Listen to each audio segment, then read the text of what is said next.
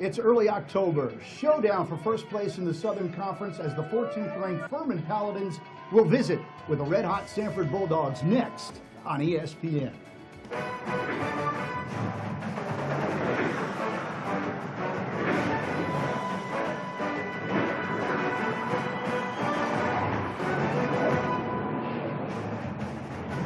College football presented on ESPN by Children's of Alabama. And there is your matchup. It's Furman against Samford.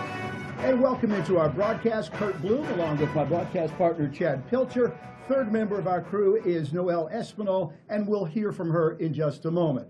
Partner, the storyline for this could not be more simple. The winner of today's game remains unblemished in the conference and takes over first place. Both of these teams come in at 2-0 in conference play, and they're playing really good football. For Furman, it's the first time they've been 2-0 in conference play since 2011. And for Samford, they're playing really well. Started the season 0-2. They've since won 3 in a row. When we take a look at Furman, to be successful, the guy who's only played in 9 college football games, that's their quarterback, Darren Granger. And as Granger goes, so goes this Furman offense. On the season, the redshirt freshman's thrown for 791 yards. He's also rushed for 173 yards and 4 touchdowns. Earlier this season against Georgia State, he threw for 311 yards and 4 touchdowns and was named the Stats National Freshman of the Week. For Samford, they could play 2 quarterbacks today, but the start is going to go to Liam Welch. Welch was the opening day starter for Samford, but replaced in week 2. Last week, he was called into duty when Oladokin went down, and he came up big. In the second half, he threw for 189 yards, 3 touchdowns, and had the winning touchdown run to win in 4 overtimes. As mentioned, first place on the line. It's Furman against Samford. We'll bring it to you next on ESPN. Everybody's looking forward to something. Maybe it's getting your first job, or getting married, or sending the kids to college, or retiring. Whatever it is, it helps to have a plan. And America's First Financial Advisors can make a plan just for you. Get in touch or stop by today, and let's make a plan for your future. As a firefighter, I've got to stay in shape. So I use My Blue Wellness. It's a benefit I have with Blue Cross and Blue Shield of Alabama. Check it out. When I first signed up, I found their free health quiz. And after I took it, I set some goals to help me get on the right track. Talk about holding your feet to the fire. Glad you can make it. Take a free health quiz and get started on your plan today at alabamablue.com/healthquiz. Furman is transforming the college experience, redefining a liberal arts education to deliver value immediately and for life.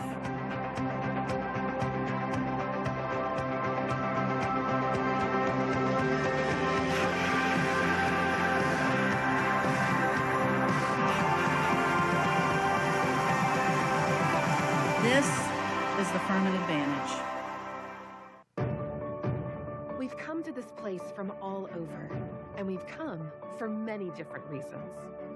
There are those who want to connect, and others who want to lead. There are some who want to create beautiful things, while others want to care for a hurting world. In the end, we are all here because this is a place where our passions find purpose. Samford University. For God, for learning, forever. It'll be Samford and Furman. Let's go down to the field. Noelle Espinal. Noelle? Thanks, Kurt. It is sunny and hot out here today with a game time temperature of 93 degrees. And it looks like things are going to stay that way throughout the duration of the game. We do have a possibility for some thunderstorms, but that won't happen until later this afternoon. Back to you guys.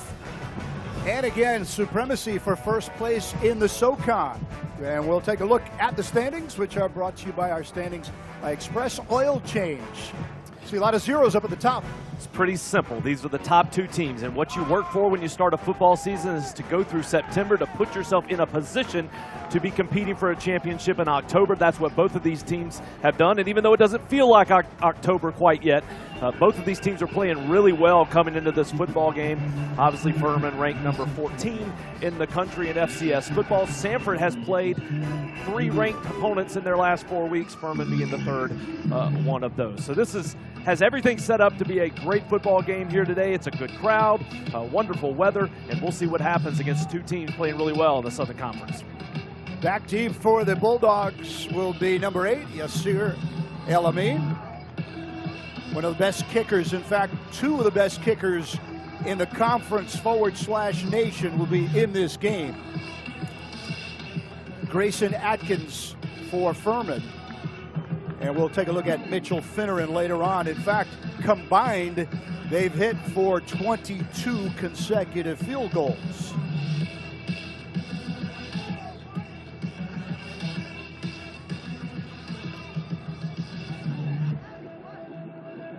We've got a discussion before we get, apparently they're going to change. I have never seen this before. Sides. They set up and realized that they weren't lined up the right way. Furman won the toss. They deferred. Samford elected to receive. And I guess right now they've decided they're going to kick in a different direction. So there's El Amin. He's one of the easier ones to pick out because of the hair. He will be returning kicks.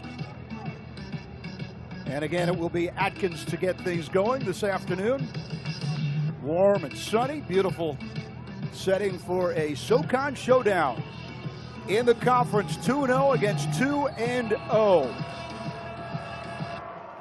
El Amin about 2 yards deep. And he will not have a chance to return it. Bulldogs, 1st and 10 at their own 25. And it should be Liam Welch starting at quarterback. Welch is a guy who started the season as the starting quarterback for Samford and comes into today 24 of 45 on the season, 4 interceptions, 53%, 336 yards, but he played incredibly well last week. Came into the game early, had an interception and a fumble on back-to-back plays, but after that led Samford to a victory in 4 overtimes. Samford will stay simple. First play of the game, a rush for Jay Stanton. He'll get 2. You kind of figure with Welch back in starting, first 21 plays today are going to be simple. See some screen passes perhaps. Hit a guy 5 or 6 yards deep. Don't look for the home run ball. This is a safe pass. Stanton breaks a tackle and now will get a first down. And the impact players presented by Bromberg. You saw Stanton there. He has 258 yards rushing on the season. For Furman defensively, DeMarcus Clay has interceptions in back-to-back weeks, and Drew Seabrook had a sack last week. That is a screen dropped by Robert Adams. It'll be a 2nd down for Samford. What a week it was. What a game last week. We'll take a look at that miscatch again, but what a roller coaster for Welch last week. This is Stanton. Let's give him 5 that time. And you see what Samford likes to do offensively. It's the air raid offense. They're going to get up to the line quickly. They're going to run quick plays. You'll see a lot of those screens, which is just an extension of the run game to get the ball in the hands of their playmakers as quickly as possible. Now finishing up with Welch after those 2 turnovers, he threw 3 touchdowns, and he out. That'll be a first down catch made by Chris Schelling. Samford coaches looking to get Schelling more involved in the offense. Quick slant here. Nice job by Schelling to make a man miss. 2. Do it again. Quick pass, the slant, and caught again by Schelling. Another first down. Samford going very quickly early in this series, moving the ball down the field and already back to the line of scrimmage, ready to snap the ball. Trying to get Welch rather hot early. This is going to lose a yard or 2. A.J. Toney loses 2. He's very effective in space, as we saw last week. The officials are calling a timeout.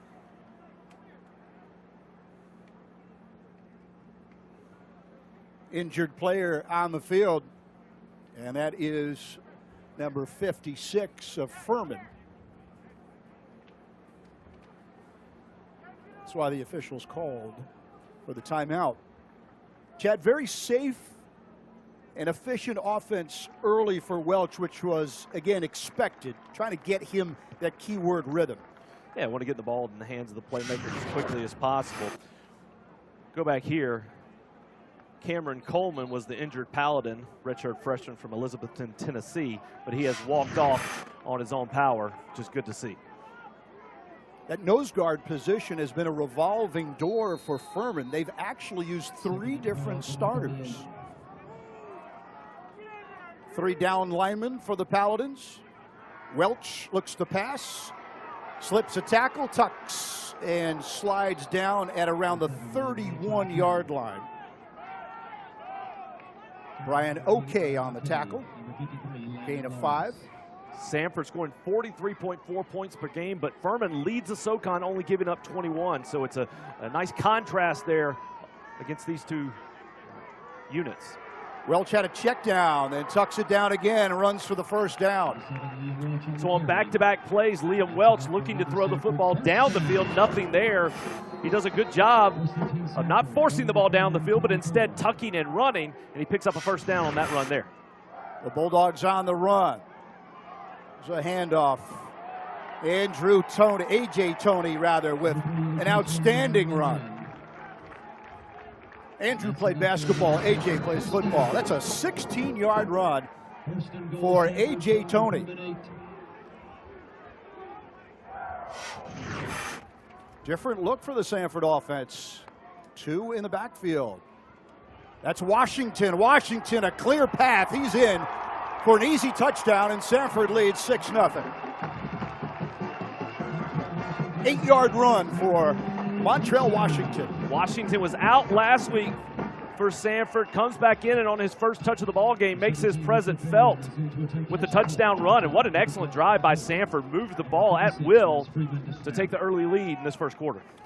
Against the team that's leading the SoCon in defense in terms of points allowed. They only allow 21 per game.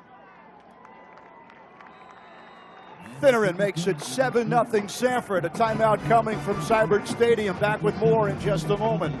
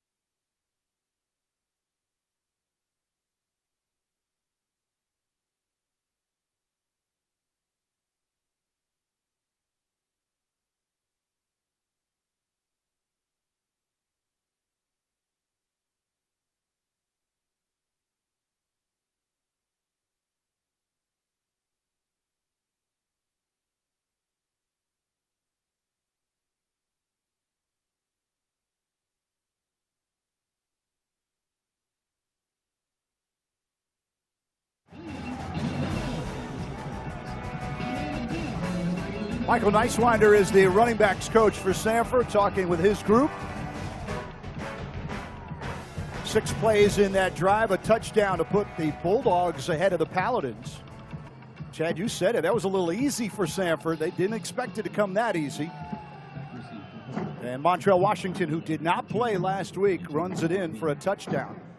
Liam Welch, by the way, 4 for 5 on that drive, and a couple of key rushes moving the chains.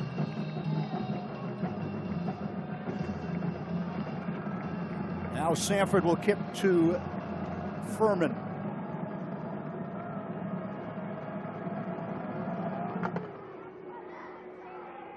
Federer gets it off, fair catch, and that will mean 1st and 10 at the 25 for Darren Granger and his Furman offense.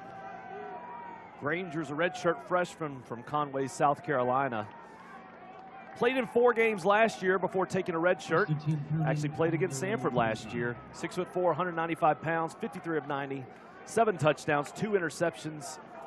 And he's a guy who is athletic. He can run it, he can throw it. He really is the complete package and a great fit in this Furman offense.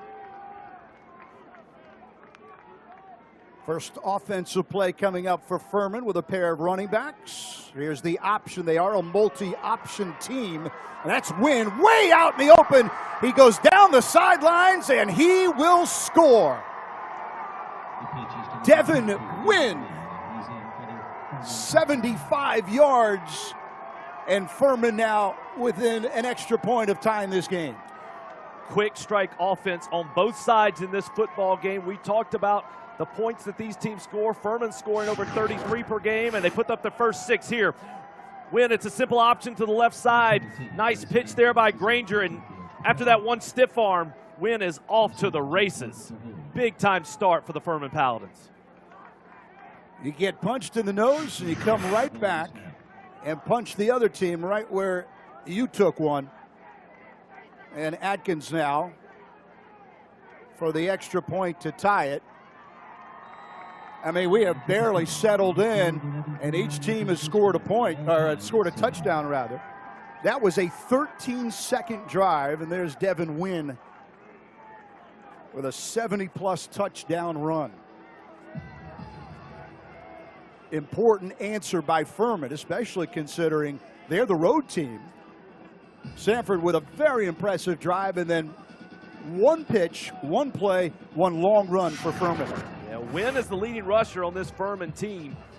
Went over 1,000 yards for his career early in this season and added 75 more here. And just off into the races. Great start offensively. Wynn was one of the most prolific players coming out of Georgia. 62 touchdowns in his high school career, 5,100 yards. Great recruit for Furman. They're thrilled to have him. And that'll be his 4th rushing touchdown of the season. Tied at 7. And Furman's going to use a number of running backs. A number of guys are going to touch the ball throughout the day, but the key is Wynn, and he showed you why just there. Second straight time, Elamine. No chance for a run back.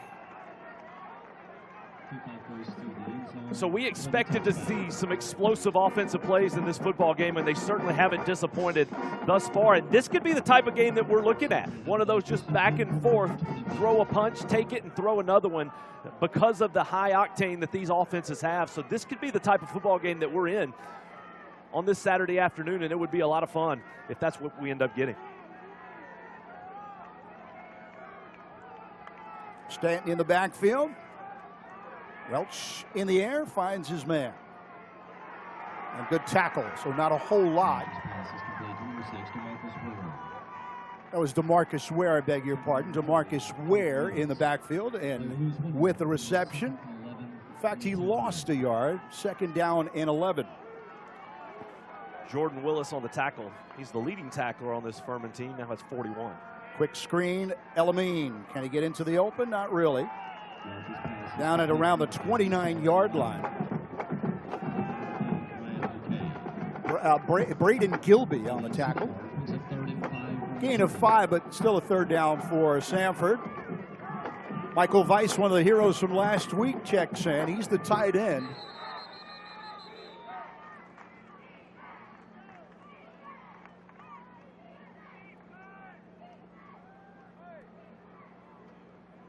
Larry Adcock is our official, head referee. They're going to review the previous play. What I think they're going to check on was Elameen's knee down when he first caught the football. He had to go down to try and catch it. He kept running and picked up another 5 yards, but that's what they're going to review. We'll take a look here. Hard to see there, but you saw him go down, and the question was that left knee down on the ground. Naked eye game speed, I say no. Looked like maybe his shin. Now, that does not look like he was down. That play should stand.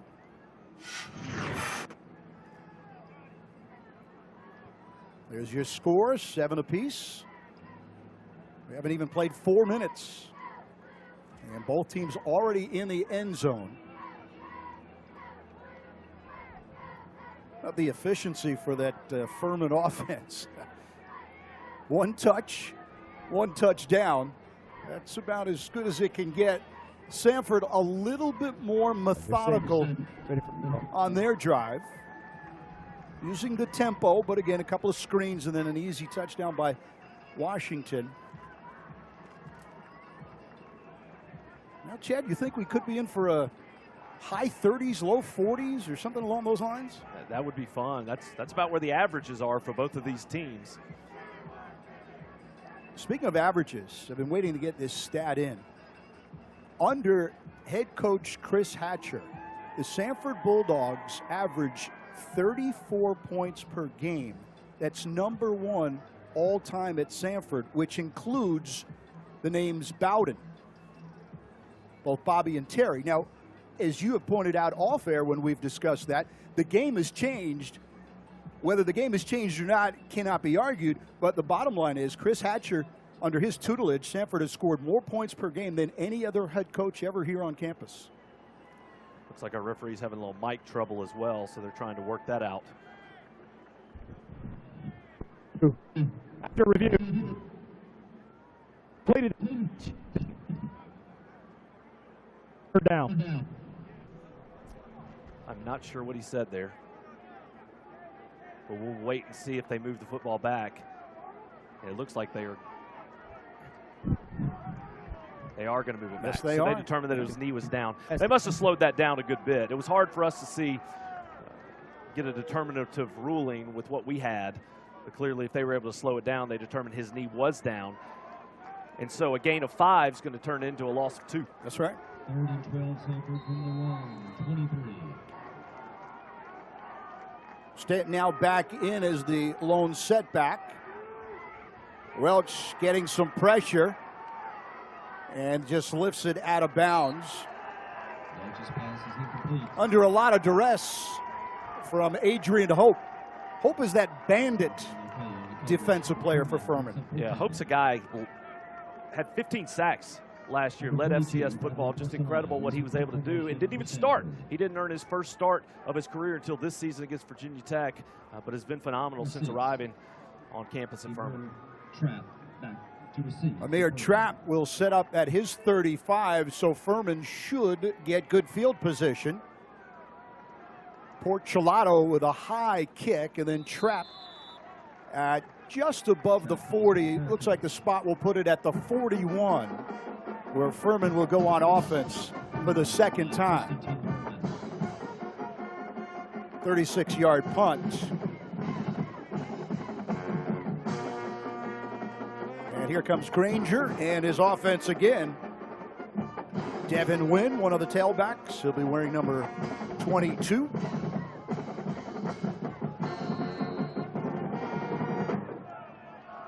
Devin Abrams in front of Wynn.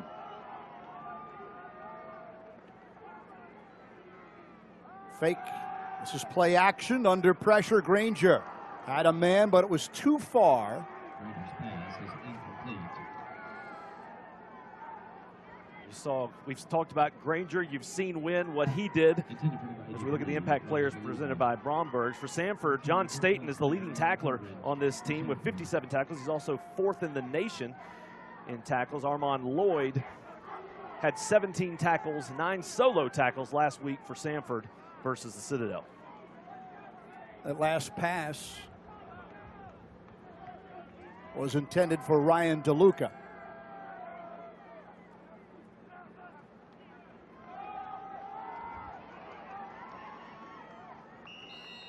Good yardage on the rush.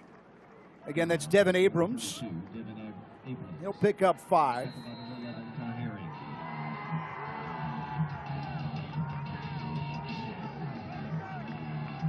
Short of midfield, Furman, but not by much. Also not too far away from a first down.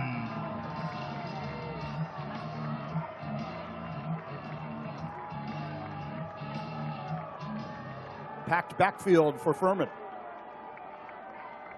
That's Wynn in motion. And Granger, the quarterback, just enough for the first down. I think we'll see where the spot is, see where they spot the ball. He is right at the sticks, and they're going to move it.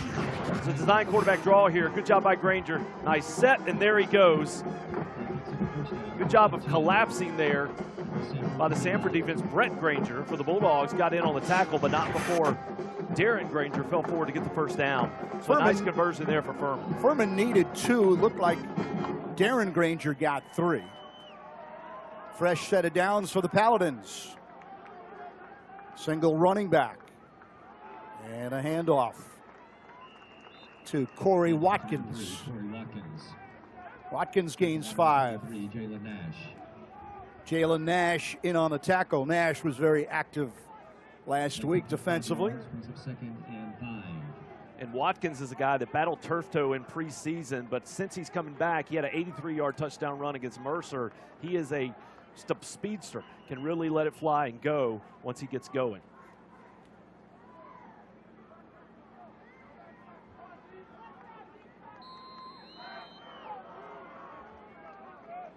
New running backs in. Dominic Roberto, number 42.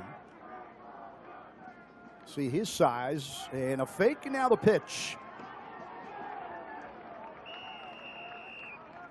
Corey Watkins on the option. And that was more of the true option look that you saw from Furman, which they will run obviously from time to time, but it's not the look you see all the time. There it is, fake the dive, go to the outside. You see Ty Herring in on the tackle. He had a big game last week for Samford as well with 14 tackles. Makes it there and forces Furman into his 3rd and short. Up man gets it. Should be enough. First guy through. It'll be Devin Abrams on the carry. Good enough for a first down. He picked up 2. So Furman marching down. And they'll have it at the Samford 38. And when you talk about the option, there's many different variations. For Furman, they're so multiple in their sets, and they have so many different formations that they run plays out of. That's what makes it so difficult. That combined with the fact that Granger can throw the ball so well makes it very difficult to defend. Here comes Granger. Granger's got a man wide open, caught, and a touchdown by Thomas Gordon. Gordon, who torched Samford last year, comes up with a long touchdown pass and catch and puts the Paladins in front 13-7. 38 yards on the pass and catch. Yeah, Gordon had a 77-yard touchdown catch last year against Samford, and in 3 games, that's now his 12th catch. He has over 300 yards receiving against the Bulldogs. So Gordon likes playing against Samford, and he added to those stats here with a touchdown catch. Thomas Gordon, one of the best receivers in the history of Furman football. He's in top 5 in a lot of different categories, and he has owned the Bulldogs. Furman, 14 straight points, so it's the Paladins 14, the Bulldogs 7. We'll be back in just a moment.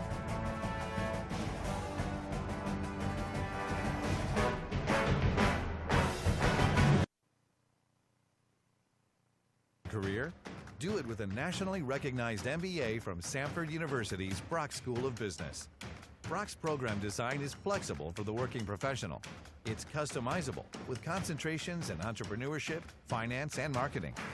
Think about it. In 2 short years, you can graduate with an MBA from the Brock School of Business, an AACSB accredited school at Samford University. Apply today.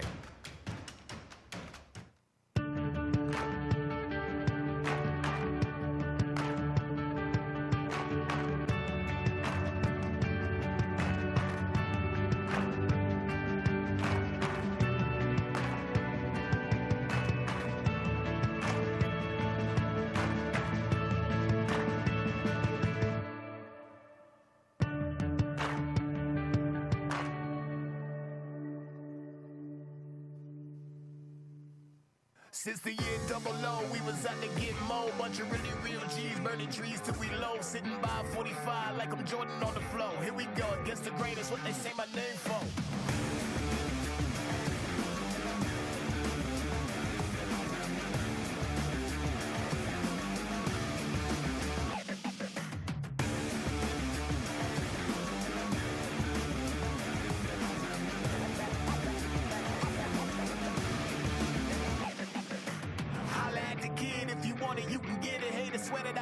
I'm just riding around my city, bank account and chair model.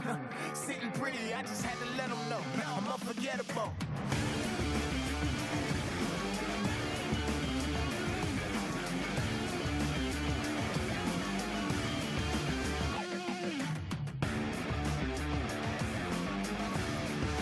I'm unforgettable. –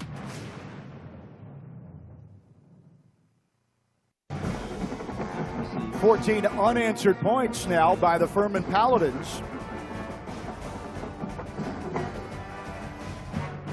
Touchdown receiving by Thomas Gordon, and again, it's one of the top 5 receivers in the history of Furman football, and he has feasted on Samford. Chad mentioned the numbers. Over 300 yards against Samford. Last year, a 77-yard touchdown reception.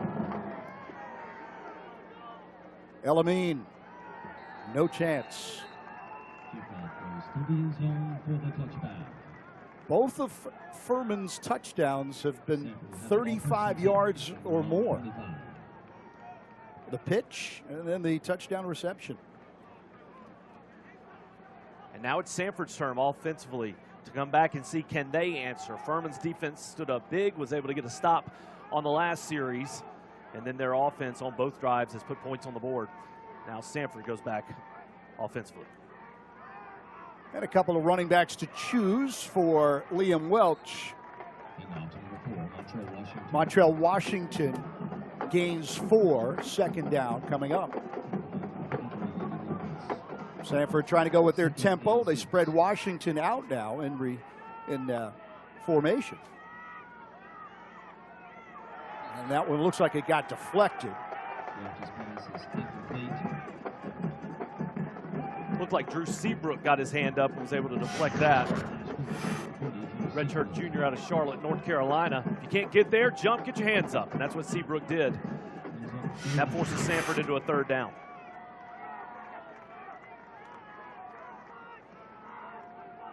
Stanton out of the backfield. It's him on the check down, and what a lick he takes. Quindarius Weems with a big-time hit. And you can see that developing. As Welch looks down the field, nothing there. He goes to his check down to Stanton, but he led him right into Weems, and boom! Big hit.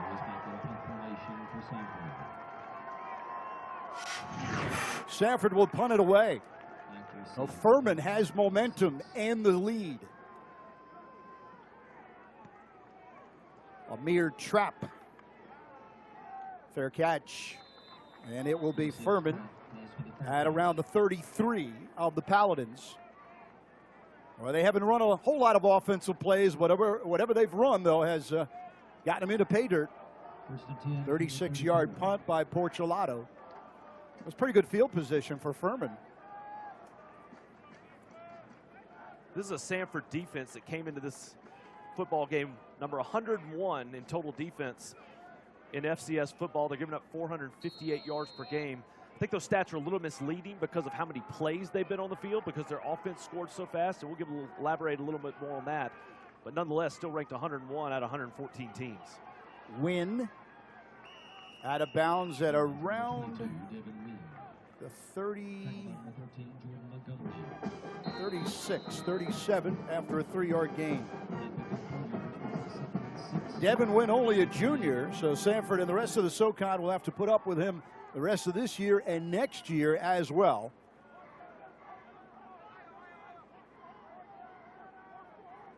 Under center is Granger. Movement. And now the flag. I think Samford jumped. It's Tay Berry. Got a little aggressive there. You saw the center actually tap him on the head. Offside. Defense, number 44. In the neutral zone with contact. It's a 5-yard penalty. Second down. They're in there giving Armand Lloyd a rest. And you watch him jump, and you see Evan Jumper, the center, hard to see on that route, actually tapped him on the head as he jumped. And the officials, pretty easy to make that call, and that gives Furman 5 more yards.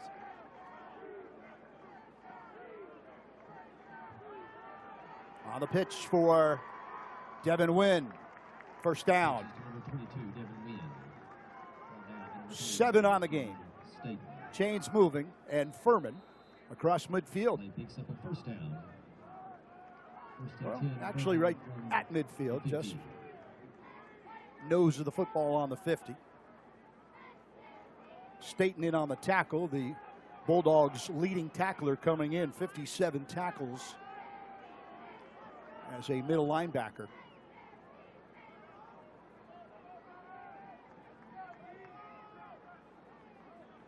Granger wants to pass. The redshirt freshman down the right sideline. Got a man in a tight window. It is caught with a flag down on the play. Ryan Miller, the very active and athletic tight end, has it. And we'll wait to see what the flags bring. That was a beautiful ball by Granger. As he faced pressure and took a hit as he let go of that football. Flags are down, likely to be defensive pass interference. 32 yards on the gain if it holds. I saw Miller on tape during the week. Very athletic, very talented tight end. And only a sophomore. Interference. Defense, number 18. Clock. First down. I think it was on Christian Matthew, if I heard that correctly. 18. First and 10, Furman from the Samford 18. What a beautiful thrown ball by Darren Granger.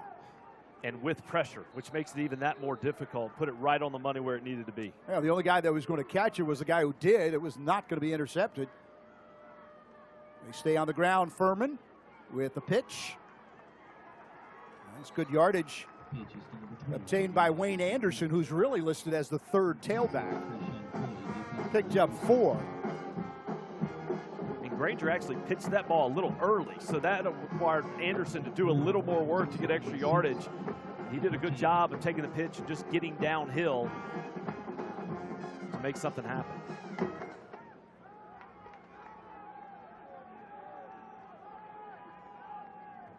Red zone offense now for Granger and the Furman Paladins.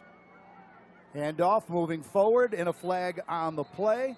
Devin Abrams on the carry. And someone lost their helmet as well.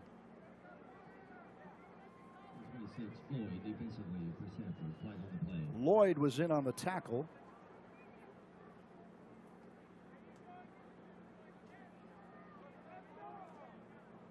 There's Bo McKinney. No foul. It's number 77, defense. That's a penalty half the distance to the goal. Automatic first down. I think he called the wrong number there. Bo McKinney was the number 77 for Furman, was who lost his helmet. 35 on the defense. He's since corrected. 77 can stay in the game. Joseph Mara got into the face of McKinney, and because it was a foul that resulted in the helmet coming off, McKinney does not have to go out of the game. On a typical situation, if your helmet falls off, you're required to leave the game for one play, unless it's a penalty situation. At the 5 for Furman, knocking on the door. Man in motion. Handoff. That'll get to around the 2-yard line. Dominic Roberto on the rush. And just look at the push that Furman's getting up front. This is an experienced offensive line. They had 5 starters coming back to start the year. Evan Jumper, the freshman, has since moved into the starting lineup at center, but they're going to use a number of guys on the offensive line. Just because you're not listed as a starter doesn't mean you're not going to play. You will. That keeps these guys fresh, and with the experience and the size that they have on that O-line, they are getting a big push early in this ball game. Tailback is Devin Abrams. He gets it, makes a move to the right, then cuts inside, in for the touchdown. And Furman has scored their 3rd touchdown of the first quarter. And they are moving the ball at will at this point in the ball game. They're running it, they're throwing it, they're doing everything that needs to be done offensively and mixing it up, which is keeping Samford on their toes a little bit. And you see here, this is simple. We're just coming right at you. Push forward, get into the end zone, and the third touchdown of the day for the Paladins. Samford might be feeling the effects of playing the likes of Wofford and the Citadel over a 3-week period. Then again, they might be feeling the fact that Furman is undefeated and number 14 in the nation. And the Paladins, in less than one quarter, has scored 21 points. Furman 21, Samford 7. We'll be back from Samford Stadium in just a moment.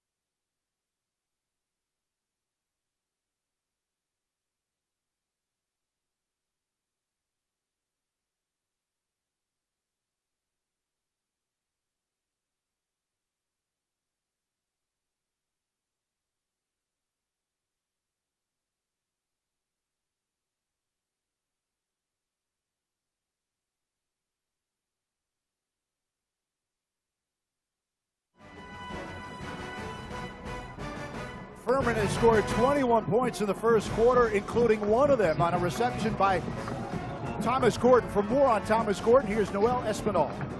Thanks, Kurt. Yeah, Thomas's bio says he's from Charlotte, but he actually has ties in the Virgin Islands. He lived in St. John until he was 6. He told me that this shaped him in a lot of different ways. Knowing where he comes from gives him the motivation to keep doing what he's doing. He started since freshman year, and Coach always comments on how hard Thomas works, and I'm sure we're going to continue to see that out here today during the game. Guys? Furman out in front, 21-7. 4 1/4, 4 minutes, 25 seconds left to go in this first quarter. And I'm not sure at this moment if Yasir El-Amin needs to go back. Everything so far has been kicked way over his head. Furman so far in this ball game, 189 yards of total offense. We're just in the first quarter so far, but that's nothing foreign to this Furman offense. They put up 526 against Georgia State, 600 yards of total offense against Mercer. So this is a offense with the capability of putting up big plays and putting up big yards. You know me, I love to do that math. You're looking at approximately 800 yards of offense in this game if they kept it up. Samford stays on the ground. That'll be DeMarcus Ware, who's missed about a game and a half.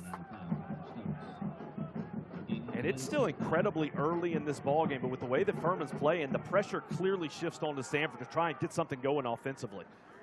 Welch, short pass and caught. And then breaking a tackle is Tony.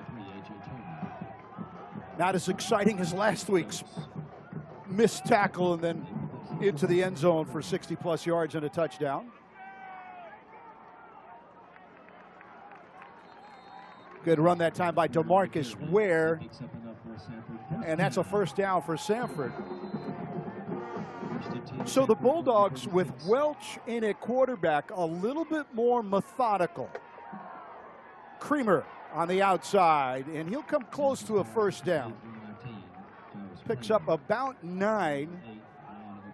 Jai Creamer, a guy that Samford would love to get involved because of his size. He's easy to pick out, Chad, when you take a look at his size. Quick snap. Should be enough for a first down. The officials will sort it out, and it will be a first down. Gain of 3. Samford at the 48. Furman out in front in the first quarter by 14. Ware with a circus catch, and then able to escape and get a few extra yards. Yeah, Ware able to avoid a negative play with Woodley. An incredible catch, the way he went up, able to pull that one in. Could have been stopped for a loss. Instead, he gets back to the line of scrimmage. Yep. Yeah, so a neutral gain, if you will. Ware on the handoff. He will not be able to get to the outside. Great pursuit. Landon Lawrence. Backup defensive end out of Temple, Georgia. Look at this pursuit. Excellent job by Lawrence of just winning the one-on-one battle up front, getting in the backfield to make that tackle. 3 wide receivers to the near side. Creamer far side for the Bulldogs. Schelling. Can he get to open space? Made one man miss briefly. And that'll be a 1-yard gain, if that. And you see the way this Furman defense is really shrinking the field.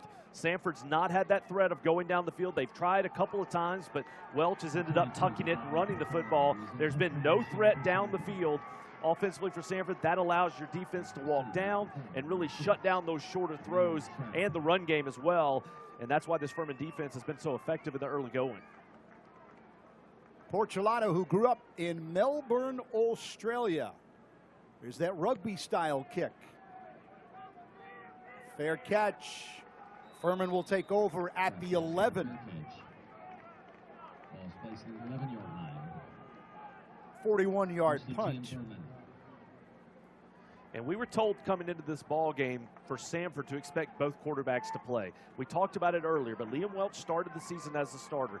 He was not effective against Youngstown State. They brought in Chris Oladokin, who played well late in that ball game and then went on to win consecutive SoCon Player of the Week awards as the starting quarterback. Last week against the Citadel in the second half, he went down with what was a lower leg injury, did not come back in. Welch played really well in relief.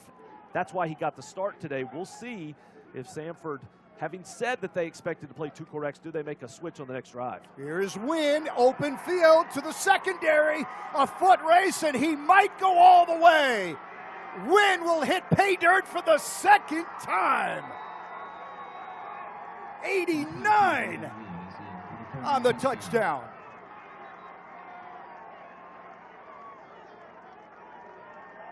Have a day. Unbelievable run for the second time. Devin Wynn, this is straight up the middle, does not get touched. He's into the second level, and then it's just a foot race, and he's going to win most of those. You see him kind of look up, watching himself up on the big board, and he gets into the end zone. The second big-time play of the day by Devin Wynn, as this Furman offense has exploded here in this first quarter. Give credit to that O-line for the Paladins. The Hogs up front. Devin Wynn with 4 rushes, 174 yards and 2 touchdowns. 1 touchdown, 75 yards. That touchdown, 89 yards. By the way, can I add in 1 quarter? Think about that. Less than 15 minutes. Those numbers are not 60 minutes. Well, the referees apparently. Oh, and he's grabbing that right knee.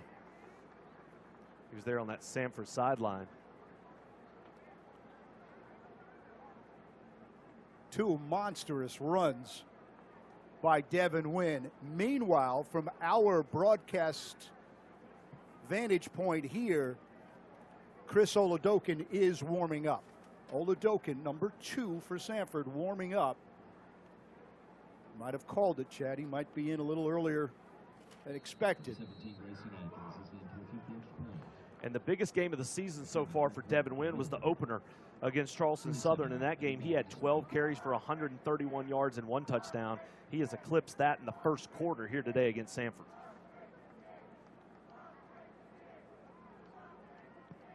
Atkins.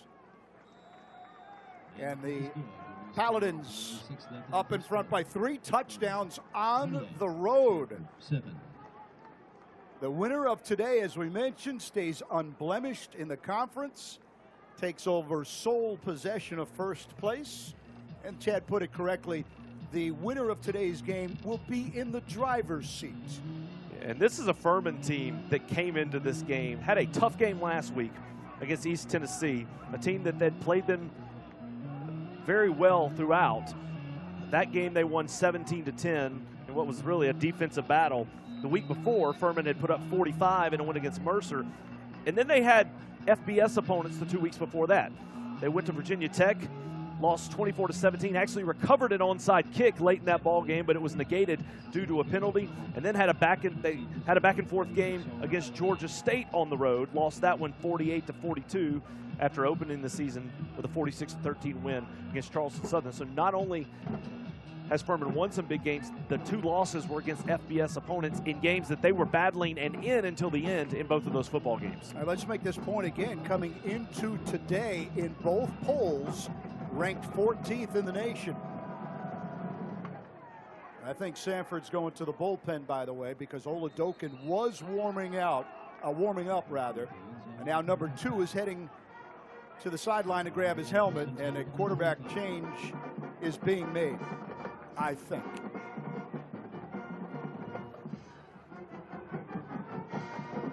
And that's something the Samford staff is going to have to think about as it goes forward. Welch is going to stay in the ball game for now. The first drive for Samford looked very impressive, moving the ball up and down the field. They just haven't been able to get that going since then. To pass for Welch. Down the middle and trying to go long, shelling in and out of his hands, and good defense that time. Amir Trapp, the senior transfer from Clemson, was there on the coverage, and he was running step for step with Shelling the entire time. This is something Samford has to do. They've not gone long down the field all day long. Enough time for Liam Welch, but you see Trapp just get in there, read that one perfectly, and knock it down.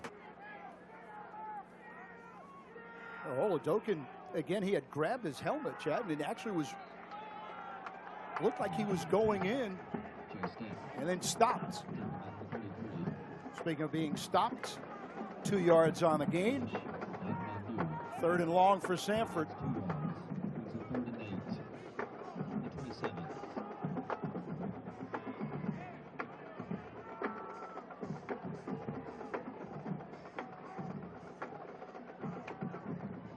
Stanton, the lone running back.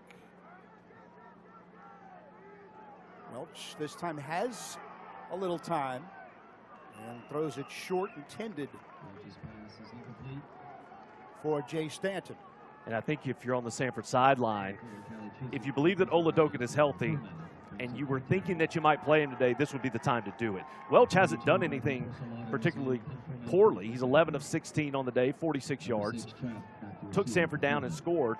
But with what Furman's offense has done and the way that they're moving the ball, they've been unstoppable so far today. And if Samford's offense has sputtered the last 3 drives, so if you're going to make a change and you are willing to play Oladokin, I think you're at the time where you would probably do that. Fair catch called by Trapp. He's at his 30-yard line. Furman up by 3 touchdowns after a 43-yard punt by Porchelato. And only 10 seconds left in the first quarter, but if form holds, that is plenty of time for this Furman offense to score, especially with Devin Wynn running the football.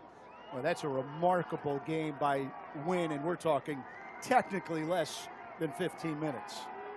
It's Porchelato after his punt.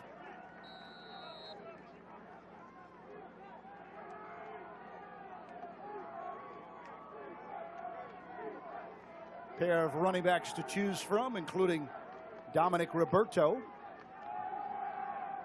Granger under pressure, Gets the pass free, tipped away by Herring. By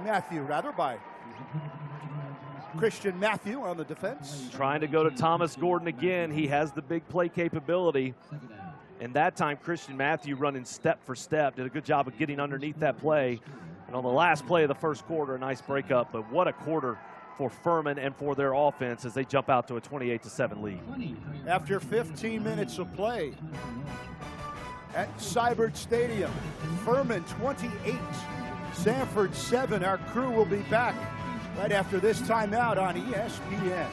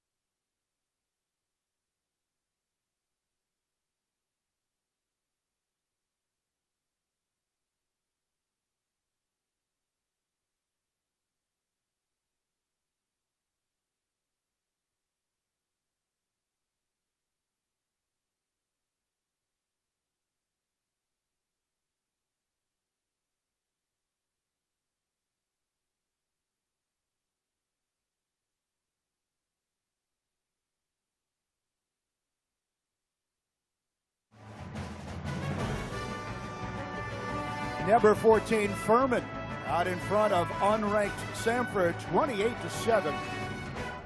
Kind of a historic first quarter for Devin Wynn. Not in the game at the moment. That's a big freshman right there, Roberto. He's the up man. It'll be an option, then a keeper now. Got a 2-yard, 3-yard dive for the quarterback, Darren Granger. It's lost because of Wynn's first quarter, but one has to be impressed by the cool, calm, and collectiveness of Darren Granger. He played an impressive quarter as well. Helped this Furman offense put up over 278 yards of total offense in one quarter. They rushed for 208 yards. Granger was 2 of 4 through the air, including a 70-yard touchdown pass to Gordon. This is only the 10th collegiate game ever for quarterback Darren Granger, 4 last year. Wants to put it in the air, escapes trouble, and then runs for the first down. Chased out of bounds by John Staten, but not before Granger able to move the chains. And watch how he sidesteps here. wants to go down the field, stays calm in the pocket, a little step, and then says, here I go. Just gets outside, gets out of bounds, avoids the hit. Those moves that you're watching came because in high school, he was a wide receiver. He played quarterback 1 year in high school, then 1 year at Furman, and that was only 4 games.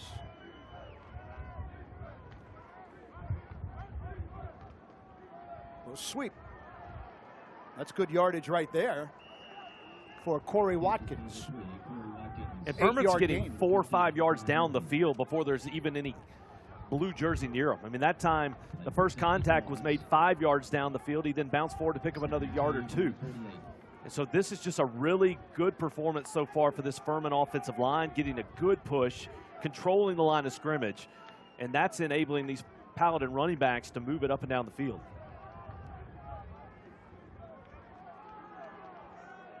Two in the backfield to help out Granger. Furman leads 28-7. And Wynn finally slowed down after a 3-yard gain. We were informed by the SID of Furman that he is the second player in the history of the SoCon to rush for 174 yards in 1 quarter. That ties a SoCon record.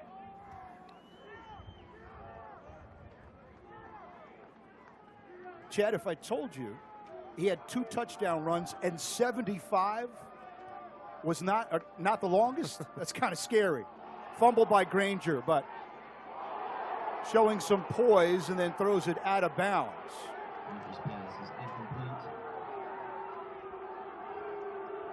And the boos you hear because Braden Royal got flipped upside down.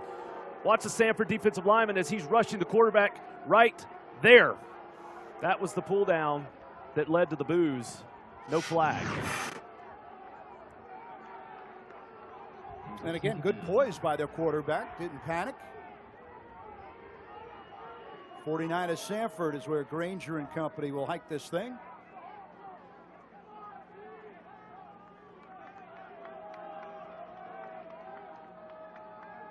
Man in motion, the give to Roberto. Give him 2. It's a nice change of pace. Dominic Roberto, 5'11", 235. Wynn is a little taller, much thinner, and a little faster. So you have your choice. Do you want to pound it or do you want to speed rush it?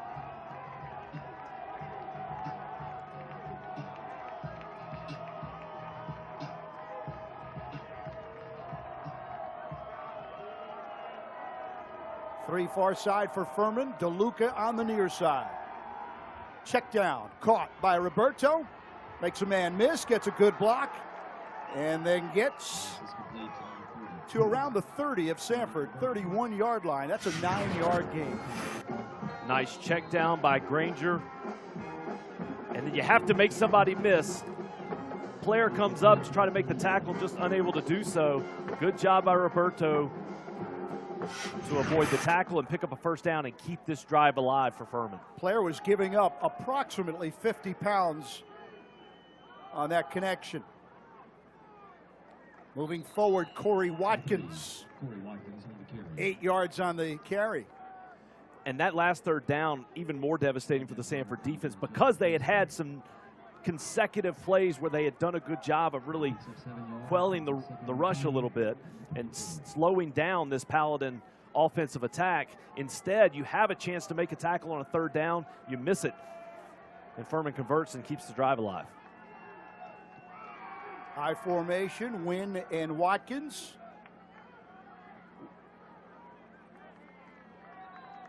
In fact, that was 32, not 22. Yep, 32, not 22. So it was Abrams and Watkins. Abrams with 2 yards. And now Wynn will come back in.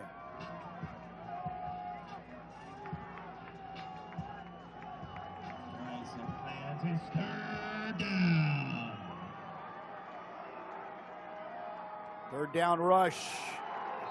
Great tackle I believe it was Brett Granger. Nope, 91. It's Joshua Long who got his arms around the ball carrier. 1 yard gain. Nice play defensively by Samford, but Furman didn't need very much. They didn't get very much, but they didn't need very much. So the Paladins 1st and 10 in the red zone. Football right at the 20.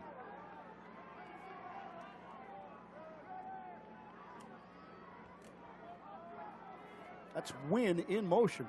When you talk about multiple offenses, keeper by Granger. By Devin Wynn, it's hard to keep an eye on him. He's all over the place offensively. Lines up in the slot, lines up as a wide receiver, running back. 3-yard gain by Darren Granger.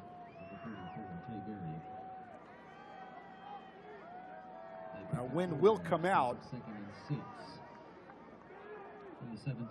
they'll bring in the big guy again, Dominic Roberto, in the backfield. But Darren Granger's the man. Quarterback wearing number 4, redshirt freshman.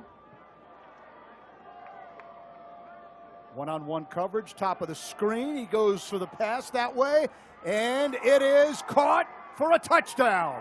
There was that one-on-one coverage. That's Thomas Gordon again, a 20-yard touchdown catch.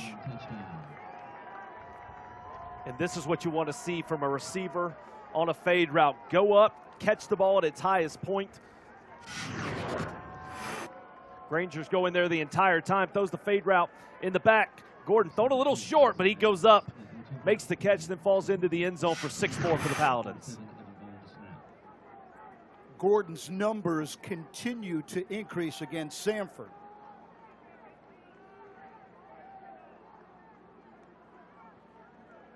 His overall numbers, 2,100 plus receiving yards in his career. That's Gordon.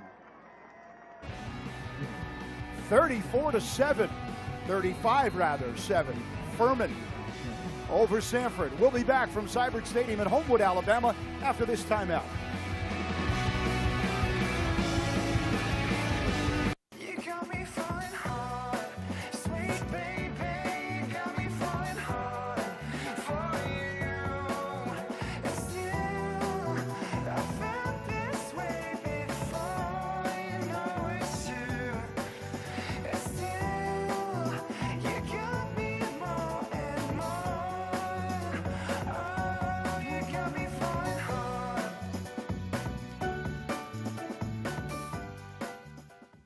Are ants and other pests invading your home? Protect your home with Cook's Pest Control. Cook's uses a proven system that's guaranteed. They begin by controlling pests inside, then maintain a protective barrier outside to help prevent future entry. Regular outside treatments mean your life isn't interrupted by pests or scheduling hassles. Call Cook's. Nobody is more thorough, courteous, or on time. Looky, looky, looky, here comes Cookie, Cook's Pest Control. It really touches my heart that individuals at Ingalls treat you like family. They invest their love into you, they invest their business into you, and they give back to communities in rural areas like ours.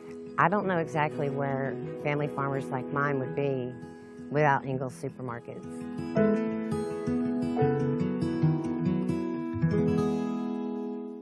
I'll have the langoustine lobster ravioli. For you, sir?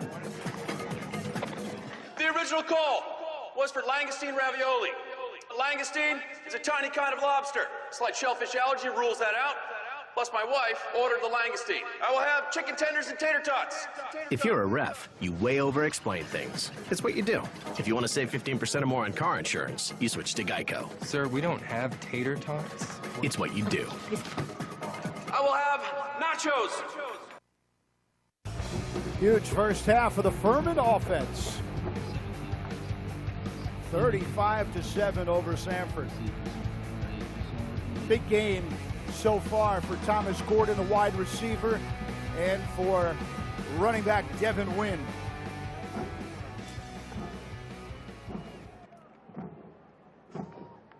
Furman 348 yards of total offense. They came in averaging 426 yards per game.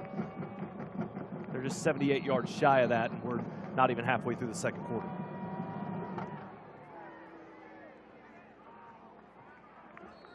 We might as well just replay that. John, get the footage of that. Kickoff, touchback, and 1st and 10 at the 25. I mean, you're just wasting your air and your breath. And Grayson Atkins is a walking record. He's got him just rewriting the Furman record books from a kicking standpoint. He's an All-American, and he continues to get better. We talked about the consecutive kicks record, which is impressive, but not only that, he has 4 50-yarders included in those 15 that he's made. Quarterback change has been made officially. Oladokin in, calls his own number. He'll gain 1. Remember, he stands about 4 yards deep. Oladokin's a junior from Tampa. He transferred from South Florida. 63% of his passes, he's thrown for over 1,100 yards and 11 touchdowns. Screen to the near side. It's Creamer. Creamer got hit by Donovan Perriman. I think it's fair to say for Liam Welch, he hasn't given up 35 points. No, he didn't do anything poorly. The offense just wasn't clicking after that first drive, and if you felt that Oladokin was healthy, you had to make a change to try to give yourself a chance in this football game. Montrell Washington. Gain of 4. And sometimes we overthink it. Fans, media, whatever. And I think it's a very simple, we need a spark. Nothing that Liam Welch did or didn't do. We just need a change. Pass reception by Montrell Washington. Gain of 7. In the Samford scheme of things, 7:48 remaining in the half. Well, they've got time to put some points on the scoreboard. By about midweek, Oladokin was deemed healthy. Welch did get the start. Big rush.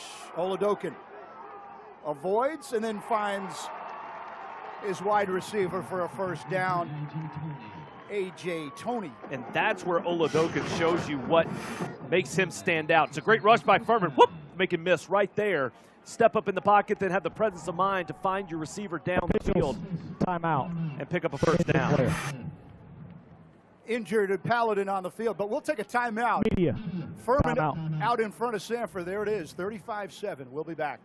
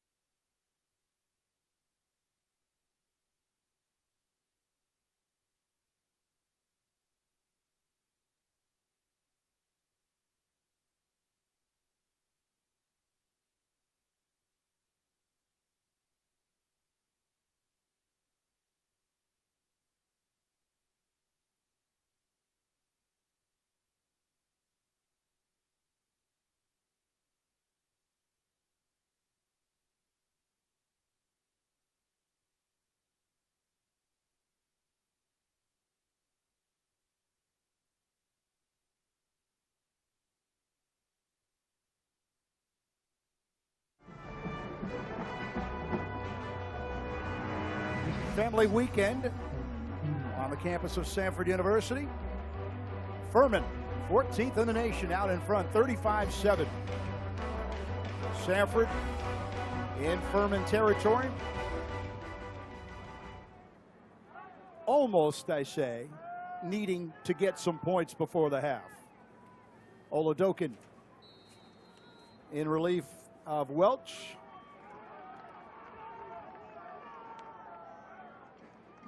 To the air, off the hands of Creamer. They're trying to get Creamer hot. Coverage by Travis Blackshear. Creamer is the biggest guy on that line for Samford. The total yards 3-1 basically for Furman. Washington makes the turn, heads north. His momentum will carry him close to a first down, but short. Gain of 4. I would imagine Samford's in 4-down territory here at this part of the field. Agree. Oladokin calls number 2. That's his number. Gain of 3.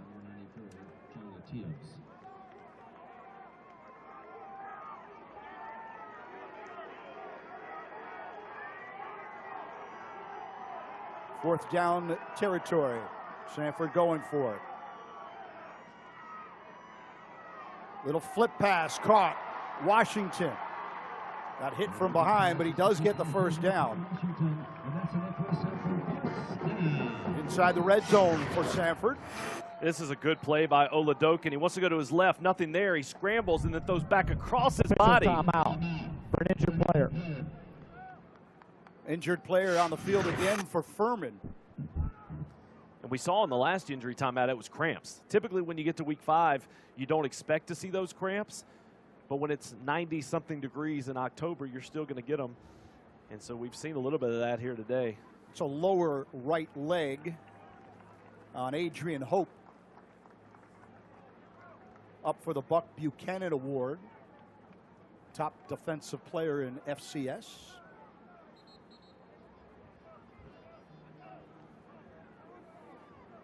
Plenty of time in this second quarter. 6 minutes and change.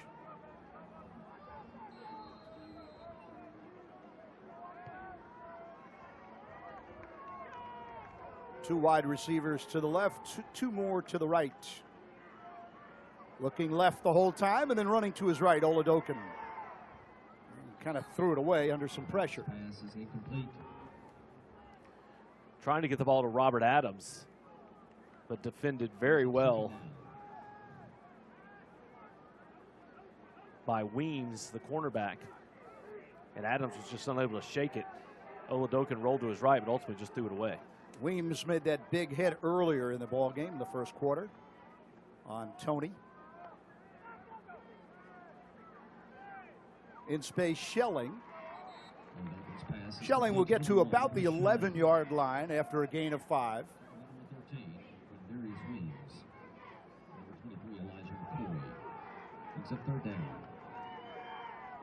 Need about 5 for the first down. Oladokin by himself on a called run. He has the first down inside the 5. Gained 8. Oladokin came into this game the second leading rusher on this Samford football team. He had 248 yards, averaging 5 yards per carry and averaging just over 49 yards per game. The Bulldogs go with their big package now. They get a couple of extra linemen and tight end in. Weiss has one-on-one coverage. They go to Weiss on the fade, and Michael Weiss for a touchdown catch. His 3rd touchdown of the year. What an incredible catch by the freshman in the end zone. He had 2 touchdown catches last week versus the Citadel, and this time they put the freshman out one-on-one, go with the fade route. He goes up, one candid catch with his left hand, hauls it in for the freshman from Vestavia Hills. Do you know how many catches he has on the year? The answer is 3. Do you know how many touchdowns he has on the year? If he's catching it, he's in. And he is only a freshman. Finneran with point number 14. Furman 35, Samford 14, 5:06 remaining. We'll be back with our crew in just a moment.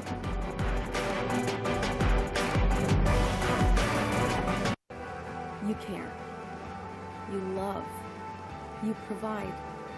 You shelter. You rebuild the broken places. And as you do, you meet needs. You build relationships. You share the gospel. That is the hope of Jesus Christ. That is Send Relief.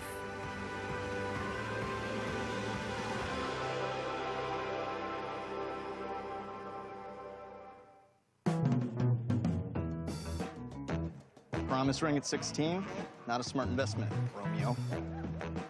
Sitting behind home plate is worth all the hype. Birmingham is Region's hometown. And we're committed to helping everyone who lives here get where they want to go. If you can't talk openly about money, you're not ready to move in together.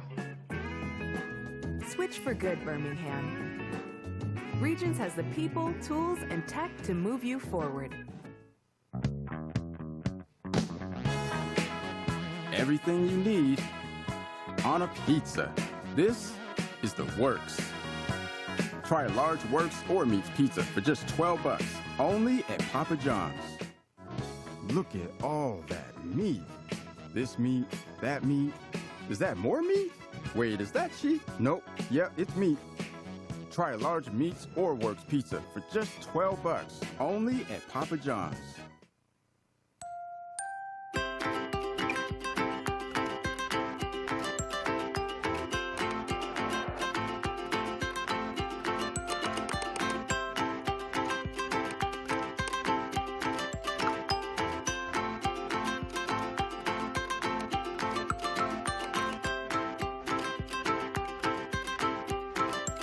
Download the General Shell My Designs app and build your dream today.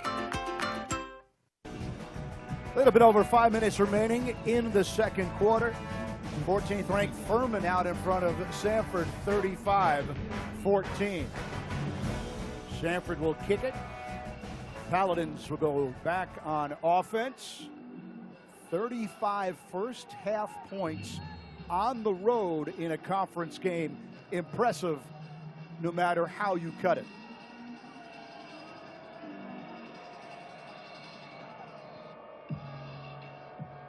Wayne Anderson and Devin Wynn are back for Furman, and neither one of them will have a chance to return the kick from Finneran. So the Samford offense was able to get something going, put points on the board, try to start clawing back into this. Now the question is, can this Samford defense get a stop? This Furman offense has been incredible. What they've done today, they've moved the ball up and down the field, they've run it, they've thrown it, they've had big plays, and they've had methodical drives. For the Samford standpoint, you're just looking to try and get a stop, try and get the ball back and not give up any more points before you get to the half. Clay Hendricks is the head coach. We'll see how aggressive he is. Ground game, and now getting the outside edge for a first down, and a nice first down run by the third running back, Wayne Anderson. And we've talked about Thomas Gordon and what he's done catching the football, but this time he had an excellent block out on the edge. The sweep to the left side, and you see right there's Thomas Gordon with the big block. And that allows Anderson to pick up about 10 extra yards and the first down. Ryan DeLuca, one of the wide receivers, set a nice screen as well, getting a couple of extra yards. And a nice tackle by Samford's number 39, Tramarcus Cheeks. But what you see is there's no contact from Samford until the Furman running backs are 7 yards down the field, and that's been consistent throughout this first half.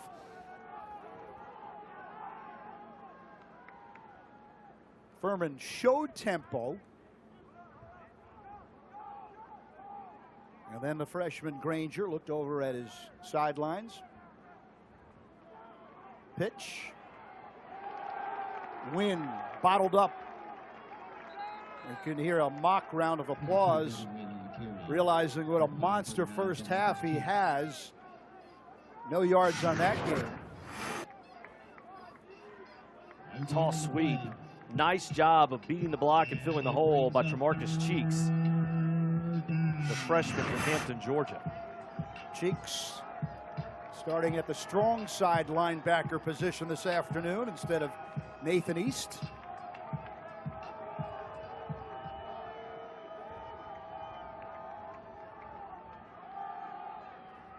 That's going to be short of a first down. Linesman on the far side signaling about a yard short after a 2.5 yard gain. And Samford calls a timeout to stop the clock. Timeout. 3 minutes and 11 seconds left in this second quarter. And for Coach Hatcher, what you're hoping is that Furman elects to punt the football back. Your offense, who just put together a nice drive with Chris Oladokin at quarterback, can somehow get the ball back and go down the field and potentially get back even farther into this game. You see a nice job there by the Samford defensive line led by Justin Foster. We haven't seen it often, but that time Samford was able to stand up the Furman offensive line. This Furman offensive line has been phenomenal today. It's had a good push. That's what's enabled Furman to run the ball so well, 280 yards here in this first half. My spotter James Hardy reminding us that Furman will get the second half kickoff. Coach Hendricks, knowing the quick strike capability of the Samford offense, I think that's why you leave your offense on the field. Less than a yard to go with the way that they've been running the football. They're going to try to convert and keep this drive alive, see if they can't get more points before the half. Tailback is Devin Abrams.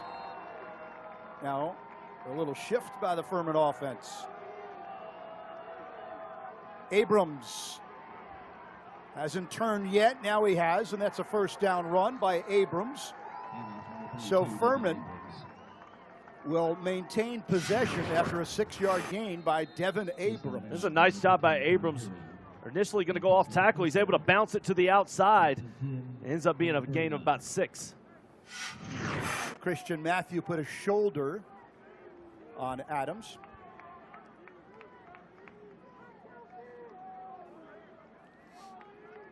Well, as advertised, multiple sets by Furman.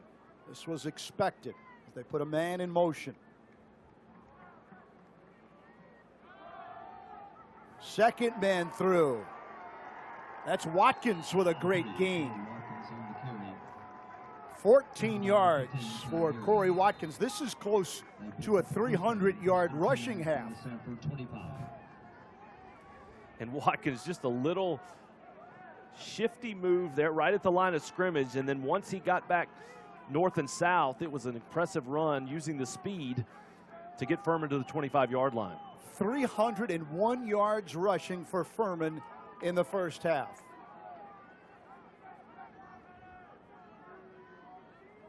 The Paladins now threatening to score some points. Wayne Anderson. Anderson from Prosper, Texas, only a freshman. 3 yards. Time. It's their second charge timeout of the half. And now I think Samford's calling a timeout just to give his defense some rest. They've been out there, I guess not as much time, but just the way that Furman's been moving the football up and down, constantly coming downhill, running the ball, taking hits. And so as you get near this half, for Samford, you're just trying to hang on and not let this thing get too far out of hand. If you could somehow give your defense a rest here, come up with a stop, can you hold Furman to a field goal attempt? Because you feel like this, if you get another touchdown, is there even an opportunity to claw back in this thing, especially with the way that Furman continues to play on offense. And remember the big leg of Grayson Atkins, who has hit 15 consecutive field goals. So it's easy to say that Furman already in field goal territory. They're looking at 3, but they're thinking 6. And there's days when the stats tell you part of the story, and then there's days where the stats don't lie. The stats don't lie. We're sitting here at a 35-14 ball game. Furman already has over 400 yards of total offense. And we're not to halftime yet. it's been complete domination by the Paladins here in this first half.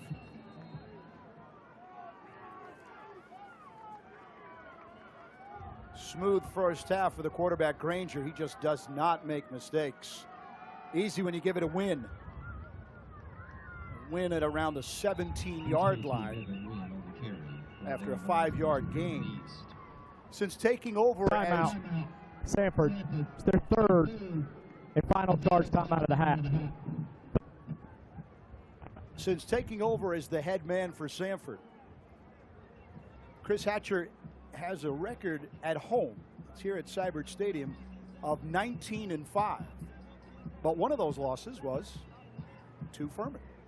Furman looking to get win number 2 or loss number 2 for Hatcher here at home. Yeah, and on the flip side of that, Samford's won 3 in a row against Furman. Furman is 9-1 in their last 10 games against FCS opponents. And the one loss came to Samford last year. That game was in Greenville.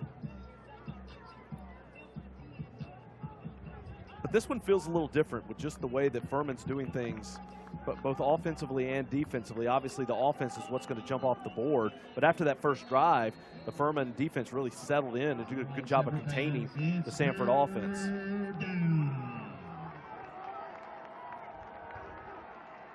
Roberto, the lead running back, ahead of Devin Wynn. Granger under center. Devin Wynn. Stacked up, Aaron Atkinson got there. Atkinson and a few of his friends will make the tackle.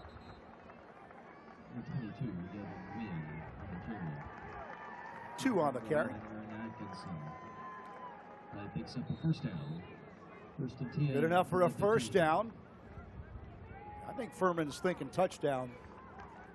It's a first down. There's a minute and 20 seconds left in this second quarter, but Furman has all 3 of their timeouts. So they can essentially open up the entire playbook. We'll watch the first down run here again. Contact right at the 15, but continues to push forward with a little help from his friends.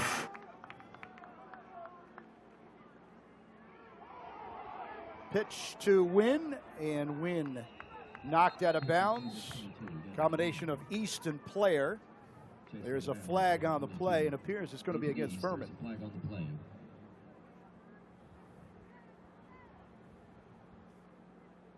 And Granger initially went the wrong way. Number 71, offense. 10-yard penalty for a previous spot. First down. Jordan Harris, the guilty party for the Paladins. Yeah, that play was messed up from the get-go for Furman. We've got a Samford Bulldog down on the sidelines. You see here, Granger turns to the left, then comes back right. Officials timeout for an injured player. And Aaron Atkinson goes down, grabbing his left ankle. And that's who's down on the sidelines for Samford. Big first half for Furman, and they're not done yet. 35 points on the board. They will be called for a holding penalty, but really the highlights so far, the running game of Devin Wynn, the pass receptions, plural, by Thomas Gordon, and really the poise of the redshirt freshman Darren Granger. His backup, by the way, is a local kid. Hamp Sisson from Mountain Brook High School. Just a short drive from here at Samford Stadium, and it was a battle in preseason to determine who was the starter. They went back and forth, and ultimately Granger won the job, and you can see why today with the performance he's put together. Clay Hendricks told me that Sisson is a 4.0 student at Furman. To pass. Man open, touchdown. That was easy. And it's Gordon again. His 3rd touchdown reception. He beats Herring. 25-yard touchdown. A monster half put up by the Furman offense and Thomas Gordon. Granger, Gordon, and Wynn have shown out in this first half. You see Granger step up, deliver the pass.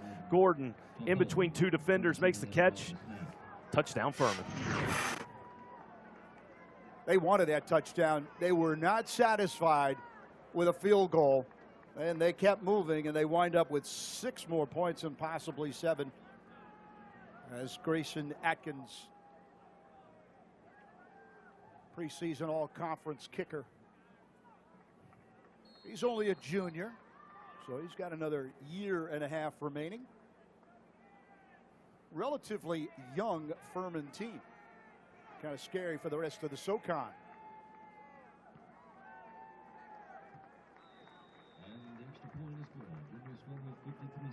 42 first half points on the road, no less, for the Furman Paladins.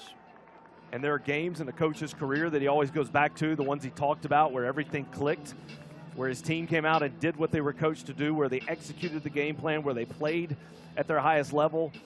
And for Coach Clay Hendricks, when he talks about offense 5, 10, 15 years down the road, he's going to point back to this first half and the performance that we've seen from this Furman offense. Got a question for you to take nothing away from this outing at all. Nothing, zero, zilch away from Furman.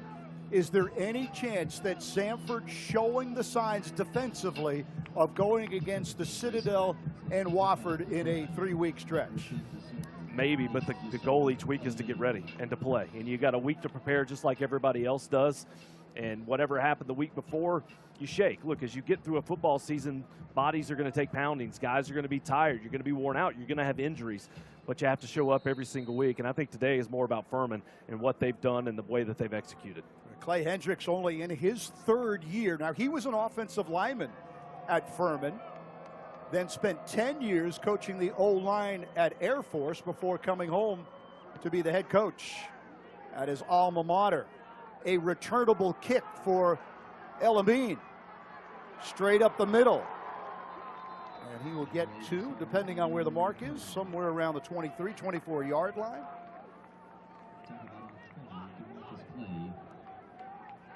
Well, they'll go to around the 27. Less than a minute remaining. The question is, does Oladokin take a knee for Samford, or with a quick strike, Samford offense try to do something? You know, it can't get worse at this point for Samford. You're going to let it fly and see if you maybe get the ball down the field and get some points. Adams and Weiss on the far side. Near side, Tony. They try to get Tony in space. He's in the flat. That'll gain out to around the 33 for a gain of 7. Second down.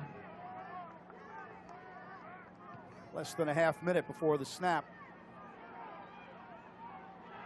That's caught by Stanton, and Wisely gets out of bounds. One thing you see from Samford, they're playing a number of freshmen, especially at the running back position with both Stanton and Tony, but they're guys who have awareness. That was a smart play there by Stanton. He made the catch, he got back inside to pick up extra yardage, and then wisely realized he needed to get out of bounds to stop the clock.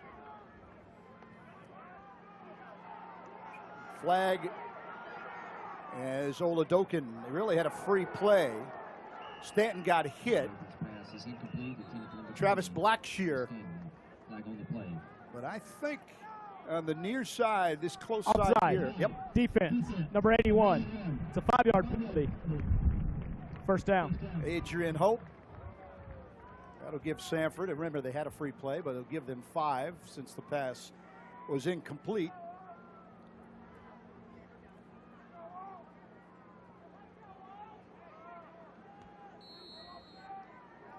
Look for Oladokin. He's got 2 full chances to go deep if it's there. He'll check down to Schelling. Schelling dropped the ball. Now it's going to be incomplete. He wanted to go deep, but Furman's playing dime defense. They have 6 defensive backs in the ball game. There's just nowhere to go. Officials time. Officials time. Injured player. That's Hope. I believe we saw Hope go down a little earlier. He's grabbing the ankle once again. Hope is from Ocala, Florida. You mentioned this staggering stat. He led FCS in sacks last year and did not start. I mean, that's crazy. He's only a sophomore, 6'1", 220.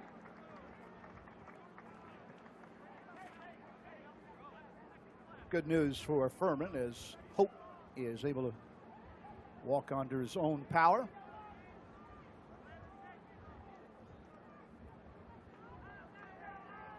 And at this point for Samford, you expect them to take a shot down the field on this one regardless. Got to try and force something down the field if you're going to have a chance to get points with just 11 seconds left on the clock. Looking to his left, short pass, caught Tony. wrapped up at the 40-yard line. And remember, Samford is out of timeouts. So they'll have to get it back up to the line and spike it. You got some taunting and talking, and now the flags come out. Flag on the play. Brian O'Kay was part of the tackling trio.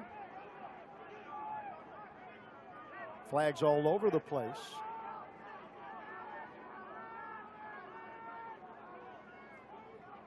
Samford is ready to line up and play with 5 seconds to go. Unsportsmanlike conduct. Furman. Conduct. Foul. That is their first unsportsmanlike conduct foul. So offsetting personal fouls, unsportsmanlike. You see the tackle here. That's what Tony didn't like, but he got up, and then the pushing and shoving start there, and Samford spikes the football to stop the clock. It's getting physical in there. I had my binocs on Nick Nixon, and a good battle engaged. So with 3 seconds left to go. You've talked about the good kickers in this ball game. Samford's going to attempt a 57-yard field goal here. Bring in Mitchell Finneran. Mitchell Finneran is in to Finneran is 7 for 7 with a long of 40. This would be a career high, although I think Hendricks has just taken timeout. Furman, 30-second timeout. So they want to first charge timeout of the half. They want to ice Finneran a little bit. What you typically see in these long kicks is kickers have a tendency, because they know they need extra distance, is a lot of times they'll kick it too low. So for Finneran, who, as you said, has had a very good season, we'll see what he's got in the leg, stretching the bounds of that distance at 57 yards. Finneran is 7 for 7. His counterpart has made 15 straight. I mentioned this earlier. The two kickers combined have hit 22 consecutive field goals. Looking at two of the best in this conference. And if Finneran is able to nail this one, this would be a career best. Atkins, by the way, 3 of 50 or more last year against Samford, which tied an FCS record.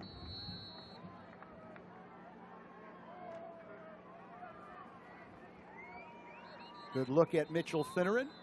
And is that another time call? Yeah, are you timeout? Back-to-back timeouts called.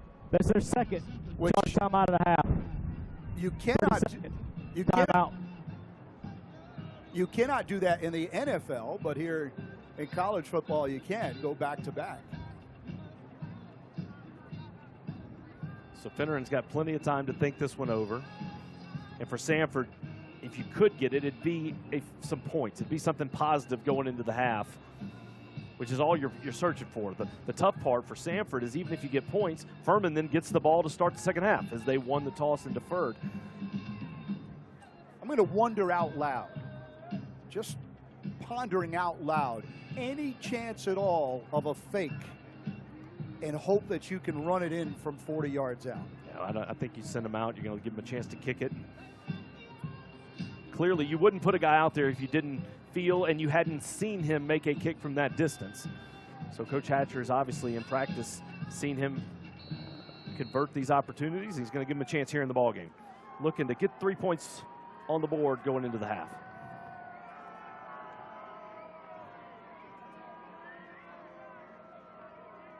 The boot by Finneran, it is blocked with a flag on the play. Remember that. Samford chasing down Furman. There is a flag. The kick is blocked, but there is a flag If on the play. Furman jumped, that would take 5 yards off that 57-yarder. That's if.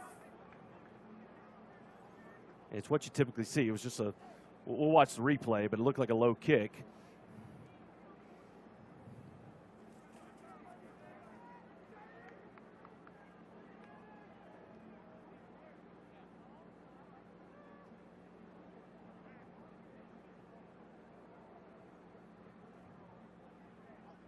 Larry Adcock. Personal foul.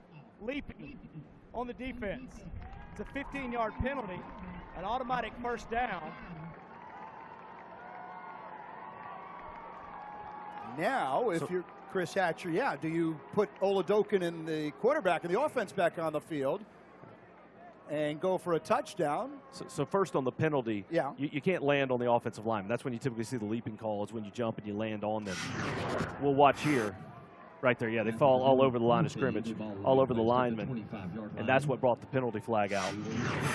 On the block, they're going to leave the kicking team in, and now a much more manageable 42-yard field goal. 42-yarder, yes. And what Coach Hatcher's looking for is something positive going into the half. It's a much less lower percentage play to try to chuck it in the end zone from the 25-yard line. Instead, you feel very comfortable with Finneran and a 42-yard attempt. And one more Clay Hendricks timeout, I believe. I think we're about 15 minutes into this field goal attempt. Third and final charge timeout of that half. 30-second timeout. All 6 timeouts have been called, 3 on each side. And when you think back on this half, we said it after those first 2 drives. Samford goes down and scores. Furman immediately responds with the win touchdown run, and you felt like this was going to be a back-and-forth, high-scoring game. The difference is Samford just wasn't able to execute. Had some third downs where they were unable to convert and keep the play alive. They're 4 of 9 on third down comparatively. Furman is 6 of 7 on third down. I think that's been a huge difference in this ball game, is that Furman has converted those third downs, kept this drive alive, and that's what's resulted in these plays and these 42 points. Samford looking to get something going, get some positive momentum, and then coming out at the half, can you try and make something happen in that second half?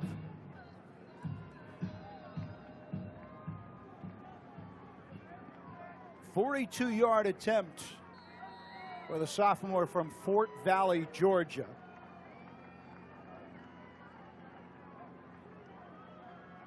Now we know there will be no more timeouts. Finneran to the right. His first miss of the season.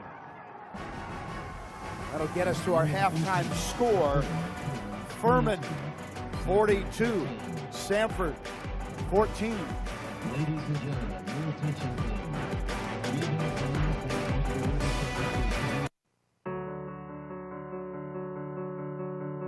What could 148,000 people possibly have in common? As different as each of the members of America's First are, they all like it when good things happen to them. Like when their savings earn a higher return than they can get with a bank, and when their loans and credit cards have lower rates. And they like taking care of business from wherever they are. Why not join us today? America's First Federal Credit Union. Southern homes are particularly vulnerable to termites. In this climate, you need guaranteed protection. You need Cook's Pest Control and the Centricon system. Termites eagerly feed on the bait stations until their colony is eliminated. Say goodbye to the intrusive drilling of liquid termite service. Upgrade to the proven protection of the Centricon system and Cook's Pest Control. Call Cook's today for a free evaluation. Looky, looky, looky, here comes Cookie, Cook's Pest Control. These are the student athletes. This is where they battle. These are their homes. This is where they become Rhodes Scholars and academic All-Americans. This is where titles are forever. This is the Southern Conference.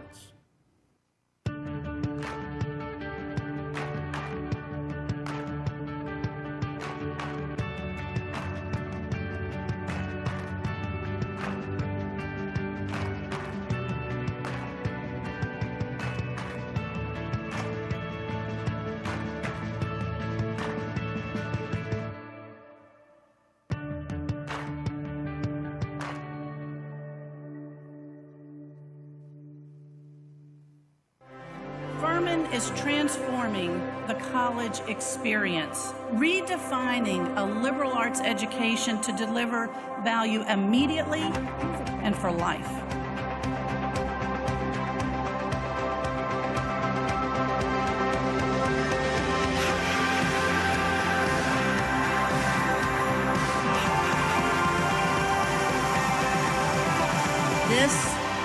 Furman advantage. We've come to this place from all over, and we've come for many different reasons. There are those who want to connect, and others who want to lead. There are some who want to create beautiful things, while others want to care for a hurting world. In the end, we are all here because this is a place where our passions find purpose. Samford University, for God, for learning, forever. Halftime at Samford Stadium, Homewood, Alabama. Number 14, Furman, all over Samford right now. 42-14. Here's my partner with the highlights. Started out strong for Samford. Montrell Washington with a touchdown run. That put the Bulldogs up 7-0, but then it was all Furman from that point on, and it started on the first play. Devin Wynn, option run off to the races. That was a 75-yard touchdown run. That put Furman on the board, made it 7-7, and they continued to pile it on offensively, moving the ball up and down the field. Granger here going deep down to the field to Thomas Gordon. He's been outstanding against Samford in his career. That's the first of his 3 touchdowns catches on the day. Furman comes back after a long drive down the field. They're able to plunge it into the end zone. Devin Abrams finished it off with a touchdown run. And then here comes Wynn again. This time it's an 89-yard rush. Untouched up the middle, and then pure speed all the way into the end zone for his second touchdown run of the day. That was part of his 174-yard first quarter performance. That tied a SoCon record for the most rushing yards in a quarter. And then Granger using his arm again, going to Gordon in the corner. Great job of high pointing the football, going up to make the catch to extend the Furman lead. Samford comes back. Nice one-handed catch here by Michael Weiss to get Samford a little bit closer, but at the half, we're still 42-14. Furman out in front big, and again, a big first half for their quarterback, 1 wide receiver, and their running game. 300 yards rushing for Furman in the first half. Paladins 42, Bulldogs 14. More from Samford University in just a moment.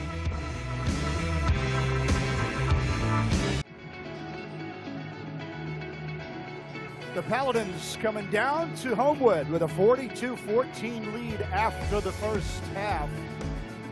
And before we get to action in the second half, still got some things to talk about. Champion Cleaners brings us our halftime stats. Chad, you are pointing at? Just the total yards, it just jumps off the page. 433 yards of total offense and 311 through the air, 18 first downs for Furman. And that's why they have such a big lead. Sure. Other scores around the league, including some upsets in the making. Brought to you by Hinkle Roofing. VMI over the Citadel. That is in South Carolina. Now Wofford pounding ETSU. But look at the bottom right. Mercer by 7 over Chattanooga. And meanwhile, Western Carolina is tied at the half. What a sensational first half, especially on the ground for this Furman Paladin team. They are far from a fluke. They are 14th in the nation, and they are showing their muscle on what is called Family Weekend here on campus. Our ESPN College Football broadcast is presented by Children's of Alabama. Paladins over the Bulldogs. Back in a moment.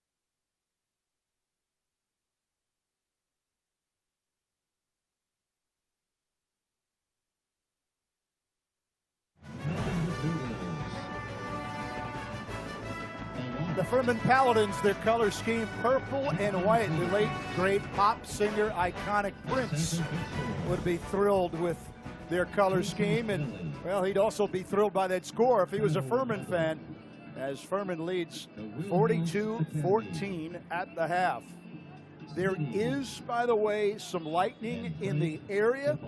The NCAA rule is within 10 miles or less, you have to hold up the game, put it on pause. A couple of years ago against Kennesaw State, that was the situation. However, if it's above 10 miles away right now, 15 to about 18 miles to the west is where the storm is. It doesn't necessarily mean it will hit here, so we'll be kicking off in less than a minute. Can't take anything away from Furman, as we mentioned. Granger runs a nice offense. Wynn went crazy on the ground, 187 yards with a pair of touchdowns, 2 long touchdowns, 70-plus yarders. And then Thomas Gordon. Gordon's a senior, so this is it for him, a 6-footer, 180, out of Charlotte. He is top 5 on the Furman list in receptions and yards, and he has decimated, destroyed Samford in 4 games. He has well over 300 yards, 77-yard touchdown, plus whatever he's done today in terms of his yards. He's just feasted on the Samford Bulldogs. Now, that's Liam Welch. So Chris Hatcher might be going back to Welch. Welch started, then Oladokin moved the ball a little bit. And now perhaps Welch, and we just get word that Lightning is within that 10-mile radius. Although it looks like Samford is going to kick. So at least we'll get this kickoff. And Furman with that monster lead, 42-14, and they will get the football. Anderson and Wynn will be the 2 receiving. Wynn on the far side. Near side is Wayne Anderson.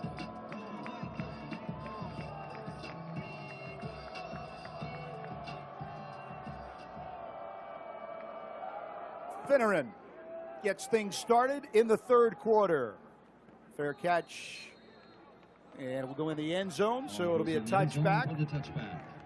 Noel Espinal had a chance to talk with Clay Hendricks at the half. Noel, what did Clay have to say?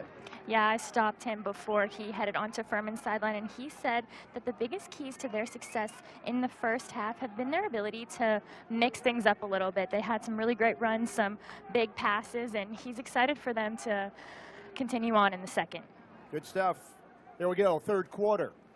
He makes it sound rather simple, and the reality was they won at the line of scrimmage. They did a great job of executing up front, and that allowed their playmakers to get free, and then they hit the big plays down the field when they attempted them. Wynn will get things started. Oh boy, he should have been at the line of scrimmage and then was able to break through and make that an extended run of about 6, maybe 7. The initial contact, he should have been stopped for about 2, maybe 3. He's one of those guys that falls forward. Devin Wynn, 2nd and 2. Nearing 200 yards on the ground.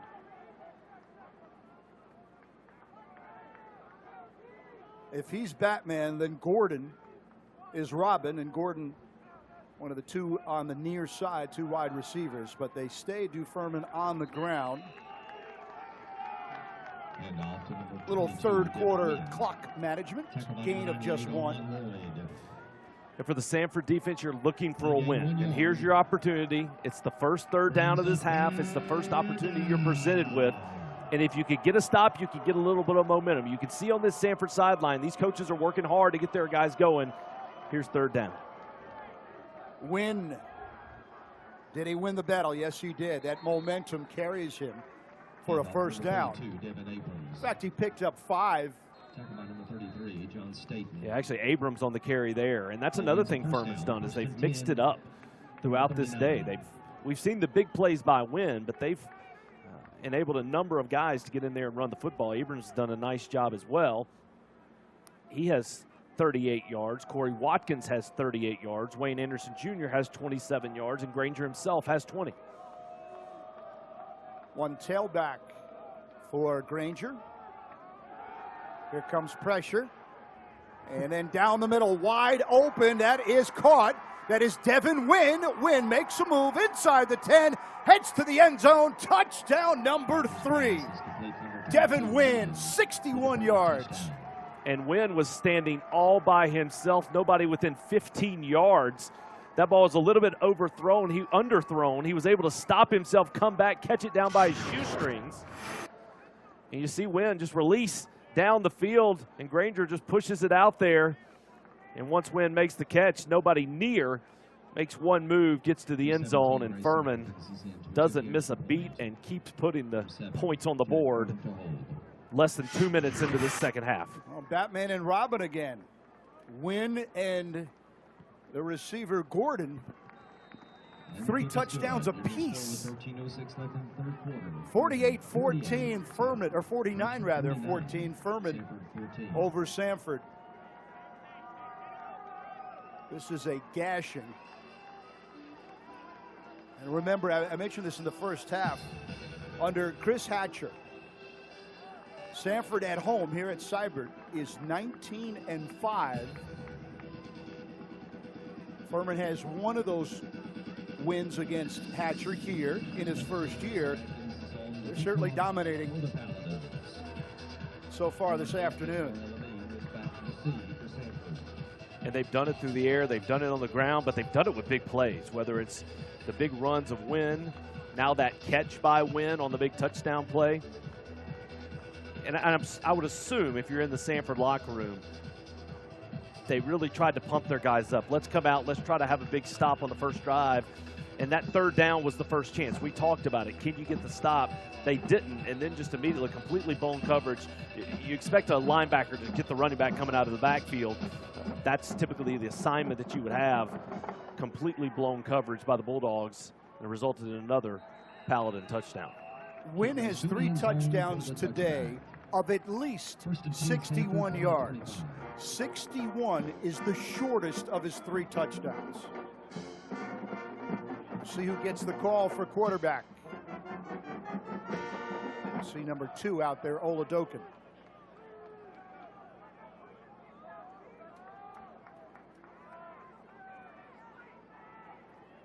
Backfield, Jay Stanton, the freshman. And Stanton gets it. First down for Stanton. About the 32-yard line after an 11-yard pickup. And for Samford, you're looking for a positive. You're looking to get something going. You're looking for execution from an offensive standpoint. Stanton again comes near side, is able to make the turn. Second level, still on his feet, tiptoes down the sidelines, and then gets tackled as well as one of the referees. We've already had one official go out today on that sideline. This time, another one gets rolled up after what's a really good run by Stanton. Goes to the outside, slows down just a little, and then gets the corner. Fights off one tackle. I think it's all the way inside the 20. You see the ref being taken down there. Brian Oke on the tackle. What a run by Stanton.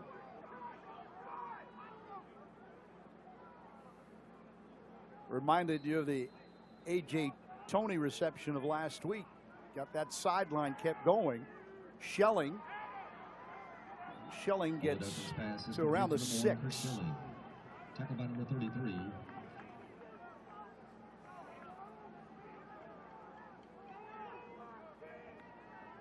Samford on the move, trying to answer the Furman touchdown. Oladokin to the air. That one is tipped at the line of scrimmage, and then Oladokin wisely bats it down, and then Oladokin himself, boy, he got his knees cut. That's a heads-up play by Oladokin. That ball tipped as he attempts to throw it. Bats goes up in the air. He hits his own.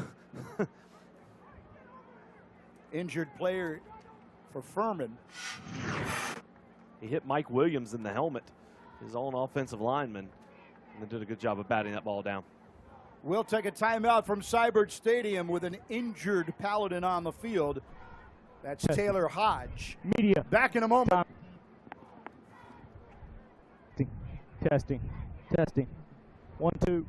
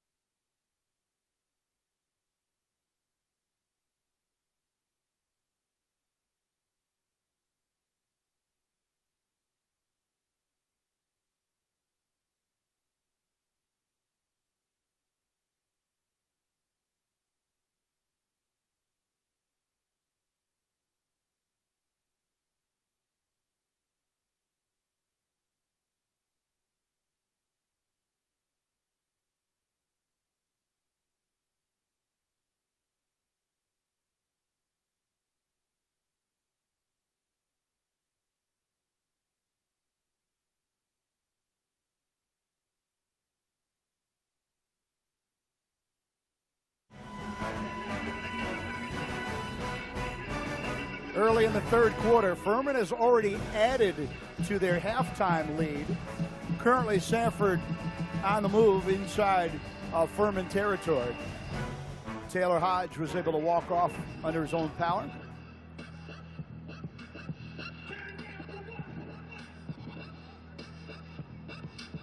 The old lineman of the Samford Bulldogs.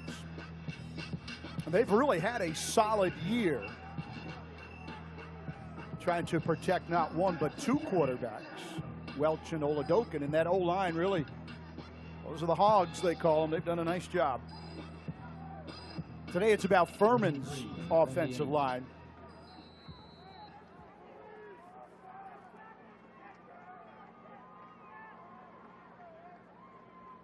From the 8-yard line, Oladokin and the Samford offense. Stanton the handoff, and he is dragged down from behind. Jay Stanton on the carry. Thrown down by number 33, Josh Abagnu with the tackle from behind. Fourth down. Bulldogs are going for it on fourth down. Little pitch, and Montreal Washington is tackled for a loss. Samford wanted to go with a double.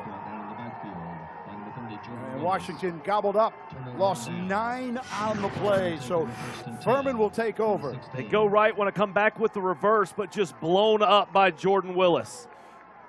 He wrapped up Washington before he was able to toss it or hand it off on the reverse, and that's about the way the day has gone for Furman. Excellent play by Willis. The team captain gets in the backfield, blows that play up, and a big stop for the Paladins. I guess that would be a time for me to chime in and go, what you talking about, Willis? Drum roll. On offense, the Paladins.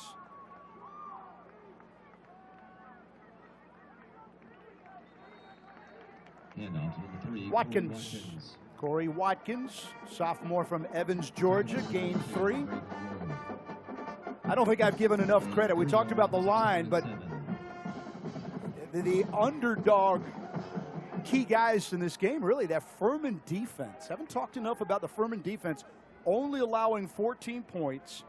They lead the SoCon allowing only 21 points per game. This is a Samford club that easily scores 30. So it's really the Furman defense that might be the underrated stars of this game. That's Dominic Roberto. You make a good point. When a team puts up a lot of points, that's what you focus on because that's the flash and that's what you see. But as you said it, this Furman defense has shut down what is a potent Samford offense. And they've done it continuously throughout this ballgame. Yeah, they have not stopped. No pedal to the metal. Dwayne Vaughn, the defensive coordinator. Third-year head coach Clay Hendricks. Former Paladin himself, a fake. Calling his own number is Granger.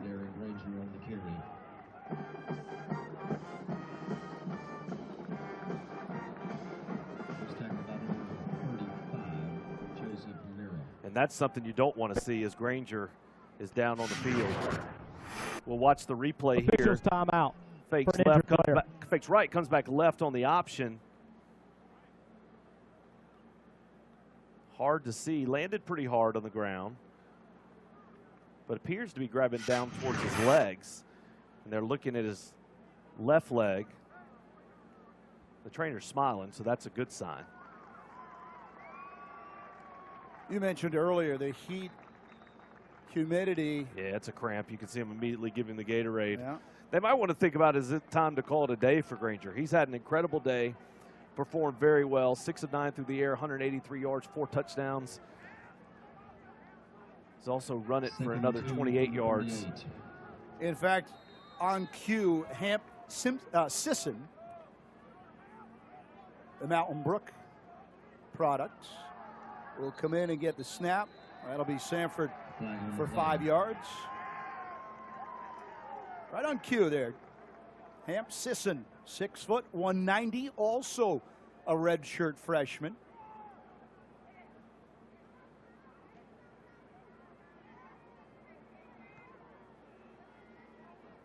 He's played in 3 games, has Sisson. The officials. Offside. Defense, number 81. In the neutral zone, calling the offensive player to react. It's a 5-yard penalty. Second down.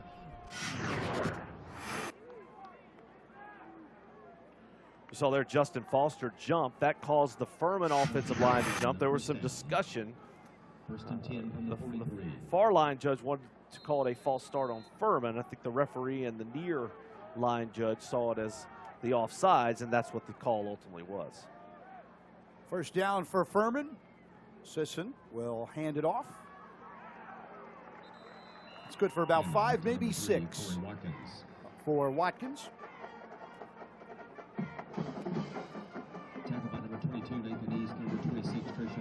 I've got 5 running backs have all had carries. That does not include your quarterbacks. Abrams, Roberto, Wynn, Watkins, and Anderson have all carried the ball for this Furman offense.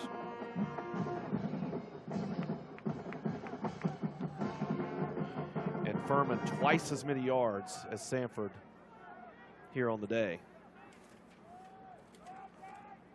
Sisson stays in and hands it off. It will be short of a first down. Wayne Anderson gets 1. And Furman came in, they had been playing well offensively. They were 4th in the Southern Conference. They were 36th in FCS. They were putting up 429 yards per game, and you see they've obviously exceeded that here today. Going back to what the Furman defense has done, Samford was number 1 in the SoCon in total offense, putting up 442 yards per game. They're 25th in all of FCS, and they've so far been held under 300.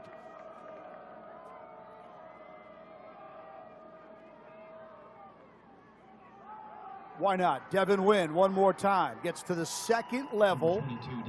Taken down at the 35. What a nice safety valve. Another run, nice push down block, pull around, and you watch him just follow the blocks there. Good job by Andy Godwin pulling. He's the team captain. Well executed there. That takes Wynn over 200 yards on the day. 2:09 for Wynn. And you imagine these guys are going to get more opportunities. Furman's going to keep the ball mostly on the ground the rest of the way. Wynn straight up the middle. Samford really having trouble tackling him. Just no answer.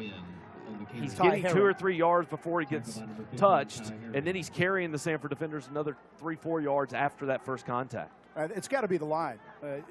Again, we'll give credit to the defense, but that O-line of Furman just giving a lot of space. Getting and giving the running back a lot of space. And really, it doesn't matter who's running. That running back has been successful. Maybe 1 or 2 negative plays, if that.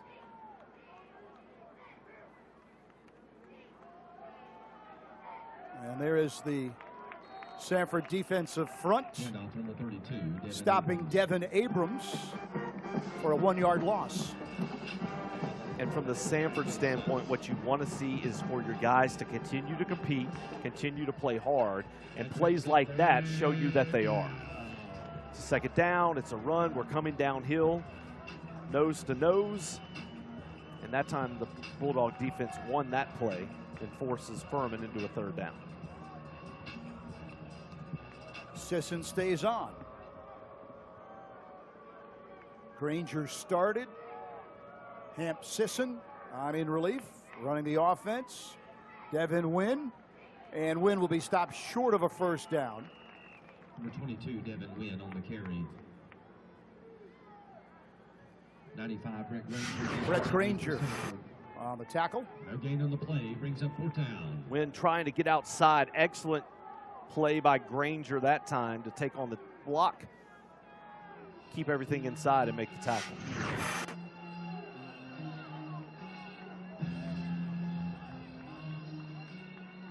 Samford, or rather Furman, with a lot of running plays, so this has been the quickest of all the quarters so far.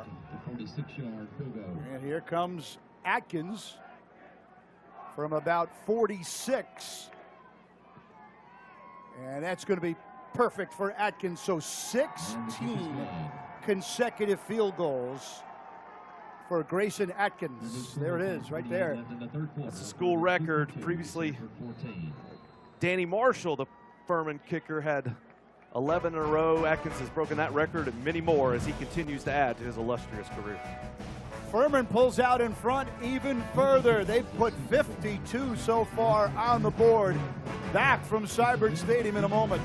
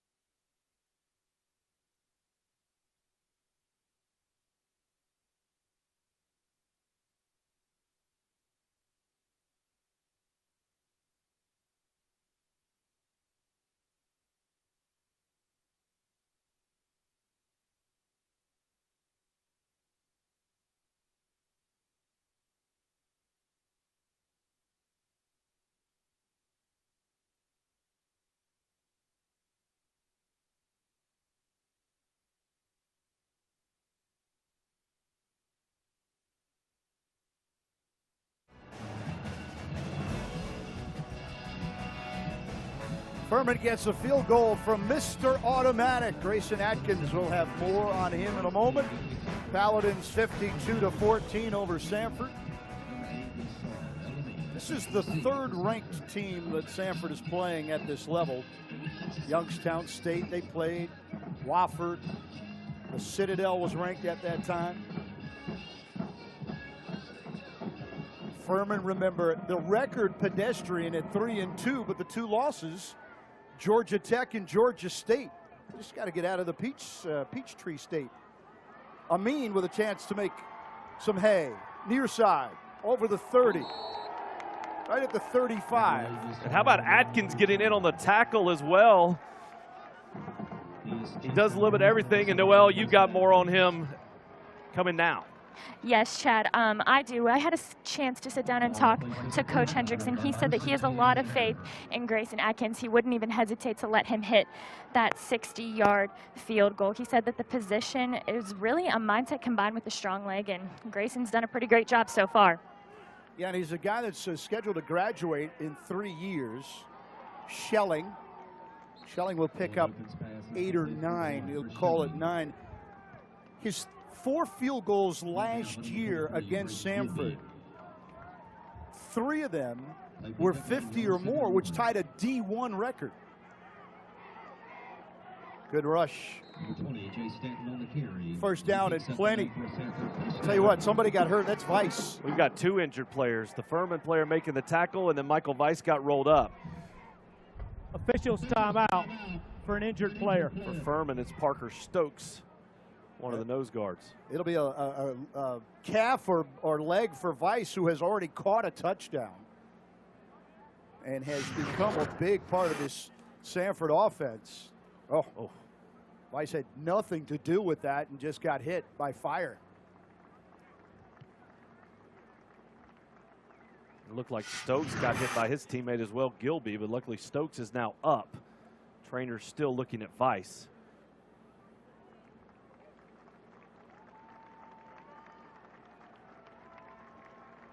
It's a little bit better sign if you're Weiss and Samford. Not great. We'll see. I'm sure he'll go into the tent, but the freshman from Vestavia has caught 3 balls on the year. All 3 of them have been touchdowns, including on a beautiful fade route today, and he had a fade route touchdown catch last week as well. He's going to be a big red zone weapon, obviously, with those 3 touchdown catches. Big body guy. Oladokin airs it out, a little too high for Schelling. Oladokin's pass is incomplete, intended for number 1 for Schilling. That time Schelling flattened his route out to try to get in front of the safety, but Oladokin let it fly just a little bit and thrown incomplete. Kearse on the coverage, Darius Kearse from Enterprise, Alabama.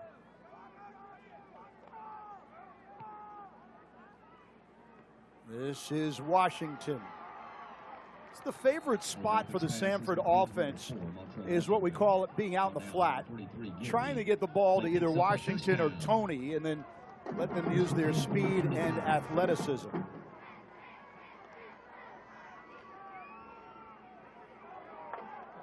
Montrell Washington on the carry. Washington came out of his shoe on that run.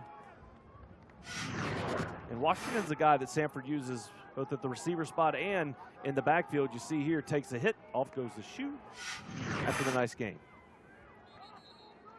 Incomplete. Oladokin's pass is incomplete. Intended for number 1, Chris Schilling. That ball was read perfectly by Kearse as he came up from the cornerback position. Even had Schelling caught that ball, it was going to be a negligible gain. Brings up 3rd and 4.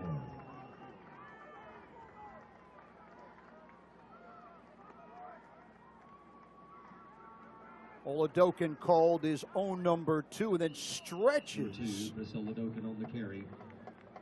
Ball down by number 43, Brayden Gilby. I see a mark for a first down. Needed 3 rather, got 4. From the 25. Chains a moving with less than 4 remaining in the 3rd quarter. Oladokin has some running room on the right side. And he'll slide down before contact. Number 2, Chris Oladokin on the carry. He picks up 5 yards. Brought down by number 5, Day 1 Wilkins. Dawan Wilkins was the closest to Oladokin.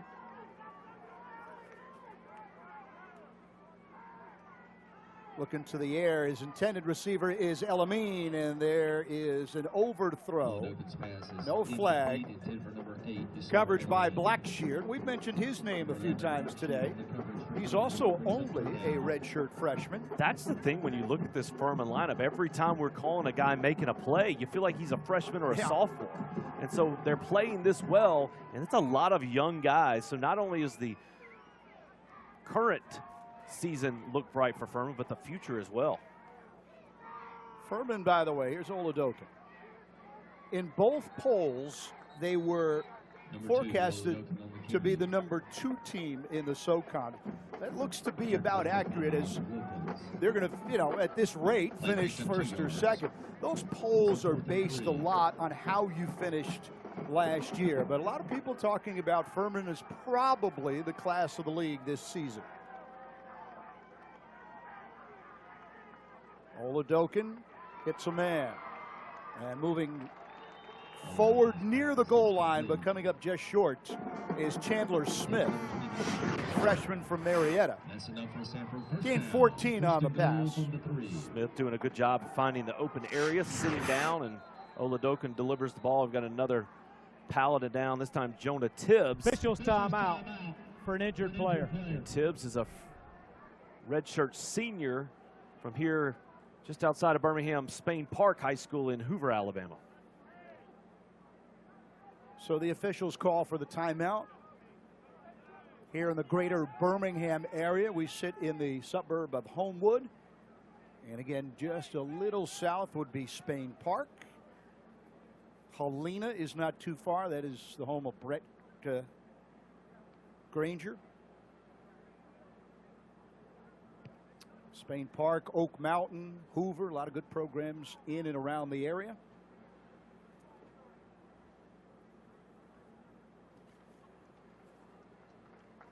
Non-contact, says the truck. Let's see if we have a look again at that.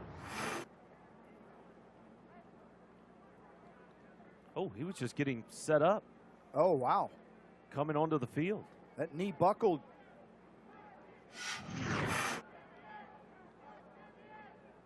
That is not ideal, but fortunately he's walking off on his own power. No sign of a return of vice at this moment. I don't see him on the sidelines. Oladokin and Samford trying to punch in a touchdown. Stanton, the lone running back. And then Stanton gets the carry. He tripped up, and the ball comes out. I believe Oladokin is on top of it, the quarterback. Oladokin on the fumble recovery. Another thing that we haven't talked enough about, perhaps, last week Furman played a penalty-free game. They haven't been called for a whole lot today. They don't turn it over. Very sound fundamentally. And that ball's tipped and then intercepted at the line of scrimmage. How about that? One of the linemen, Matt Sachovka. What a play. Not only did he bat it, he also then dove and caught it. Incredible play. Sophomore from Fayetteville, North Carolina. The tip and the INT.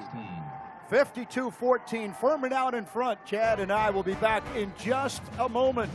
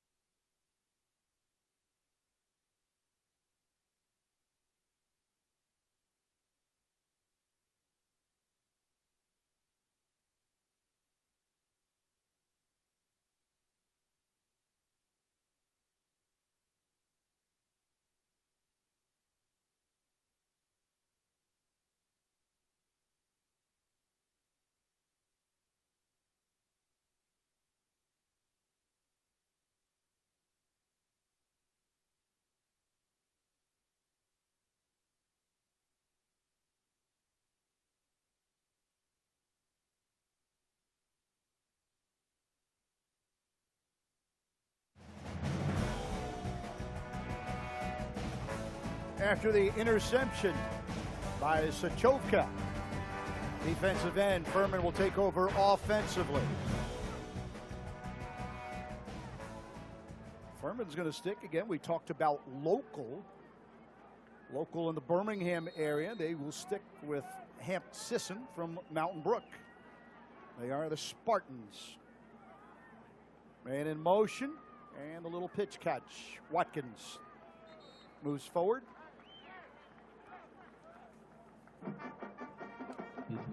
Gain of 4.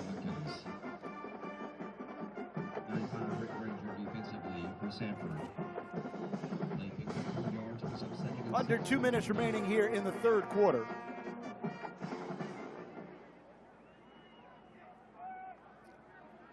I don't expect we'll see Sisson throw it much here today, although if he does, he's 4 of 4 on the season. 15 yards. And that's when you retire. You're at 1,000%. You just shut it down at 4 for 4. So the record book looks clean. Dominic Roberto. Tackle by number 33, John. Remember, Wynn's got another year. He's a junior. Roberto, a big-sized freshman. Abrams, a freshman. Watkins is a sophomore, and Anderson is a freshman. Wynn's the old man. I wonder if they call him Pops on that team.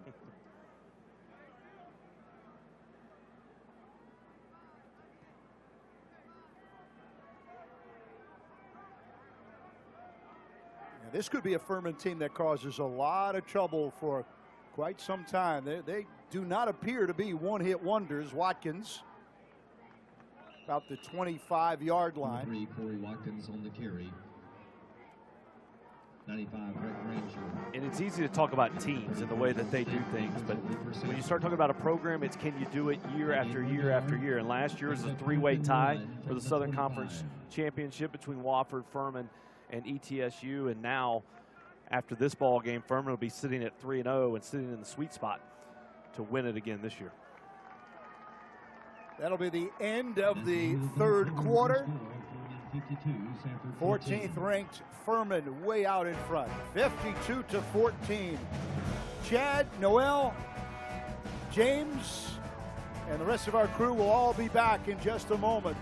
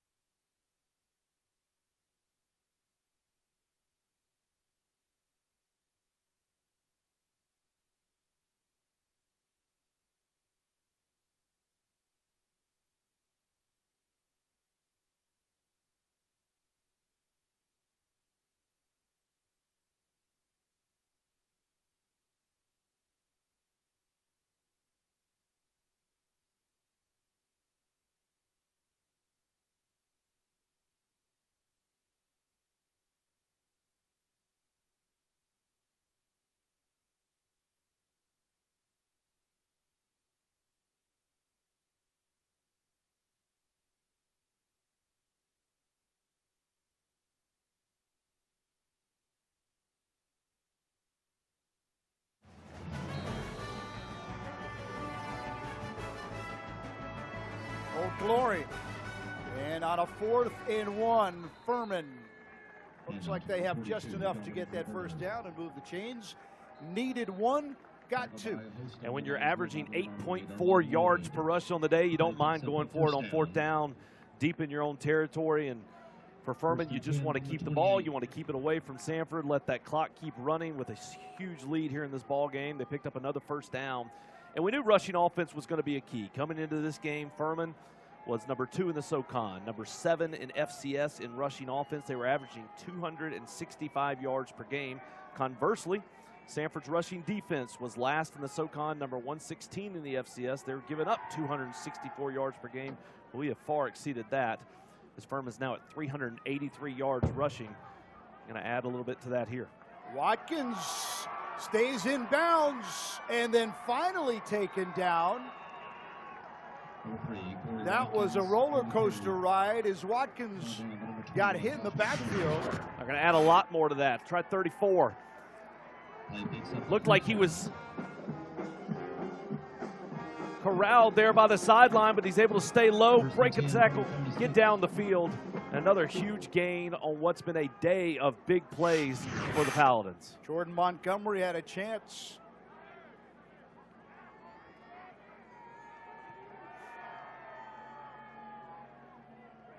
Roberto in the backfield. He gets it. Let's give him 3. Dominic Roberto at right guard. Number 98, Samford on the tackle. Shuttling players in and out, usually around 3 in, 3 out. The heat, the humidity, and the overall scheme of the defense, trying to keep guys fresh.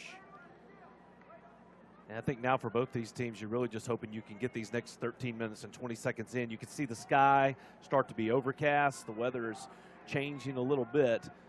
We talked about the storms being in the area, so hopefully they stay away long enough to get this game in. Sisson might be asked to finish this game. Hand off Roberto. Look at the yards as he shreds tacklers and gets a first down. Gain 10. They are going to be near, when this game is over, they as in Furman, near 300 yards rushing. They're at 422 right now. Yeah, well, I told you they'd be near 300. There's a lot of numbers on that stat sheet there. Now at 432. My goodness. After that run. It is a record day. They've been outstanding on the ground, and it's all started by that offensive front. 200 by himself for Wynn. Sisson's first pass, and there is contact, no flag. Try to hit Ryan DeLuca. Pass is incomplete. That was well defended down the field by Samford, Joshua Carter. And Furman's played a number of guys on this offensive line today, but the starters, Bo Layton, Reed Krober, Evan Jumper, Jordan Harris, Andy Godwin. These guys are experienced, they're strong, they're big, and they've played at another level so far today. Personal foul, face mask, number 2.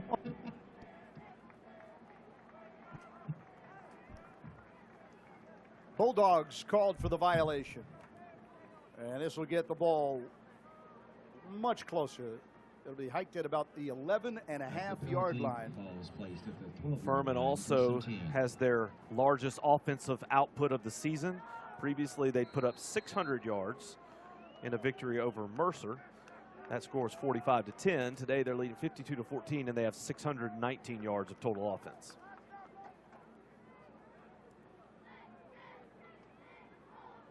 Wayne Anderson Jr. cut back inside, was taken down. And off number 21, Anderson. Tackle by number 35, Joseph Mera. Joseph Mera, we've called his name a few times. Freshman, getting some playing time today. Good chance to look at some other bodies when you look at the scoreboard.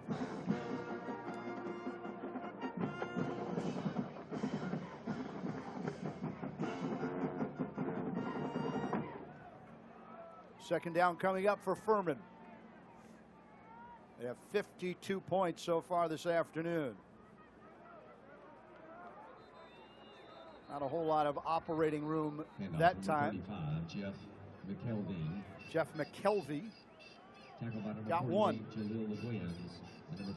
So they go deep into the depth chart, does Furman. Play gain 2 yards. Brings up 3rd down. 7 running backs have had carries today for the Paladins.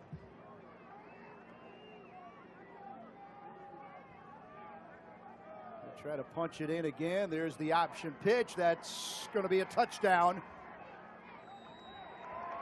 Number 21, Wayne Anderson Jr. is in for the Furman touchdown. And Furman close to the 60-point mark. 9-yard touchdown run, Wayne Anderson Jr.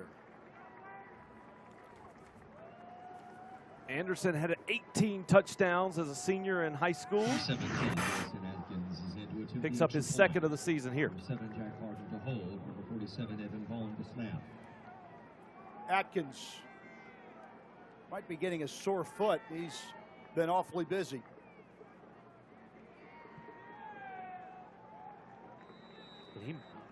Kick is no good. Did not get that one. 10:59 left. Well, the field goal streak is alive, but he missed the extra point. We will take a timeout from Samford Stadium. Furman 58-14 over Samford.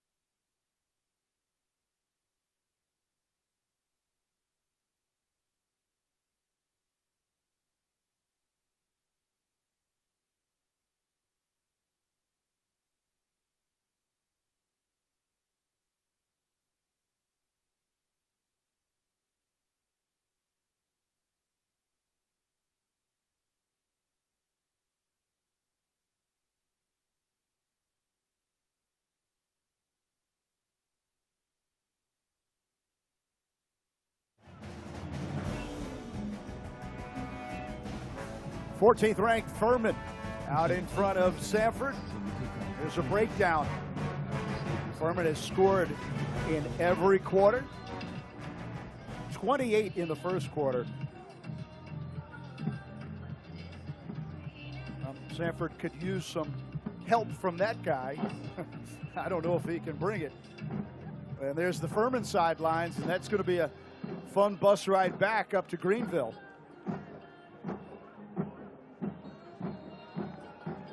Furman will be in the driver's seat, as mentioned, with an unblemished 3-0 record. Elamine took that one almost near the field house. We'll go down to the sidelines. Noel Espinal has some more on the Furman culture. Thanks, Kurt. Yeah, I talked to Coach earlier. He said the dynamic of this team is pretty unique. He said their program focuses on recruiting high-character guys, also willing to be academically challenged. He always uses the analogy that Furman is a blue-collar football team and a white-collar school. And in their program, they believe you can be elite in both academics and athletics. And here's an example we learned during the week when we talked with Clay Hendricks. Amir Trapp started his career at Clemson. And Trapp would transfer into Furman. Ty Hatcher now in quarterback. And Coach Hendricks asked Trapp, why do you want to play here? And he gave him all the right answers. He said, son, you're in. Speaking of son, there's Ty Hatcher, Chris Hatcher's son, getting some offensive plays in there. Went to Bessemer Academy and goes forward for a gain of 2. On the carry. Brought down by number 40 through Seabrook.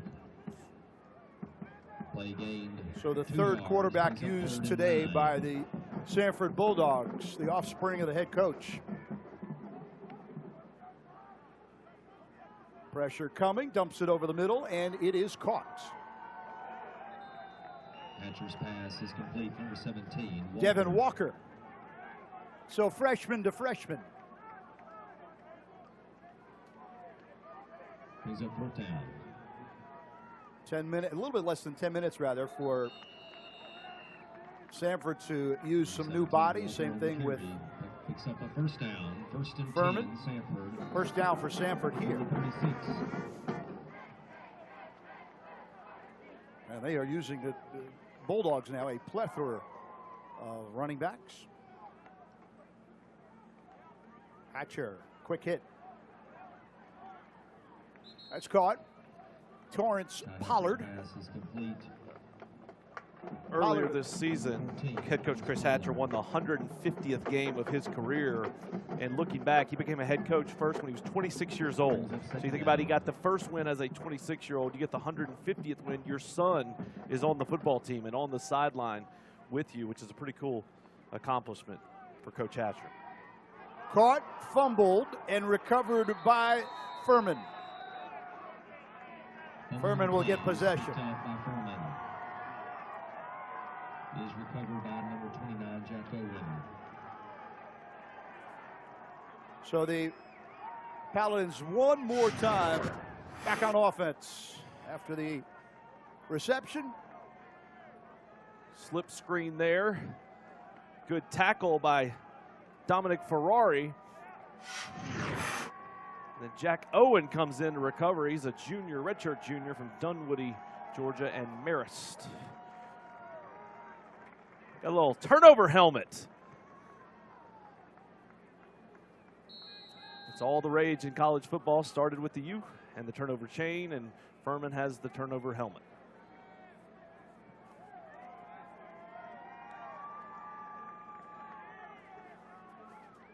Sisson with a handoff to Watkins. Handoff to number 3, Watkins. Tackle by number 48, Jaleel Quins. Play gains 1 yard, brings up 2nd Both and teams 9 now from the 41. Clearly into the depth chart, 3 and 4 deep. And for Furman, using the entire play clock, taking their time calling the plays, a number of guys getting in and getting playing time, which is valuable, especially down the road, not only this season if you may need them, but especially as their careers continued. We've talked about the number of young players that Furman has on this roster.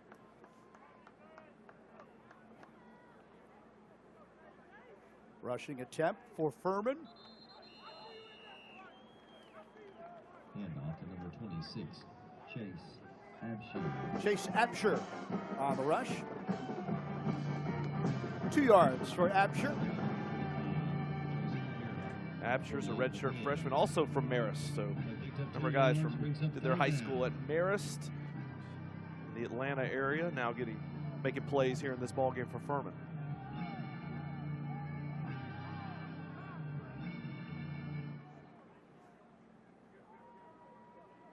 Like that little shift they put on there. In motion for the offensive line. Legal, all legal. Sisson's going to put one in the air, and that is intercepted by the Bulldogs. Coming out of the traffic is number 47, Chris Edmonds, with the INT. Chris Edmonds. 58-14, Furman out in front. Samford will get possession when we come back.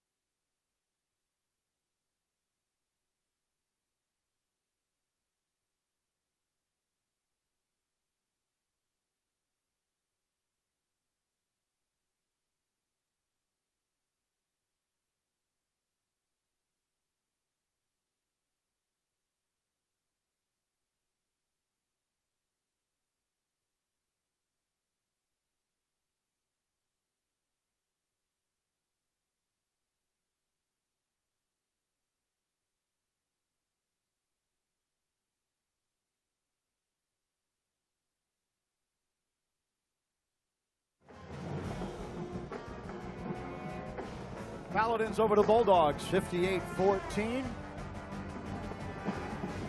We are in the fourth quarter. First and 10, on their own 19. Ty Hatcher back in at quarterback. 5'8", and about 160 pounds. The son of the coach. Ty Hatcher's pass is caught to number 86, Sam Fleming. Sam Fleming Tackle by number 93 on the reception. Kuzinka. They picked up 6 yards, was up second and 4. As a senior 2 years ago, he led all of AISA in passing. And one thing about Hatcher being around his dad is he understands the game.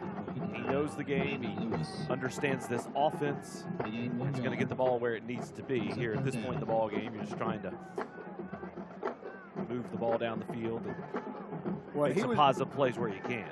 When he was in high school, he was attached to his dad's hip on the sideline, and as animated and as enthusiastic as anyone could be. Now here's a fumble, and Hatcher will slide out of bounds with it. Fumble on the play. Ball goes out of bounds.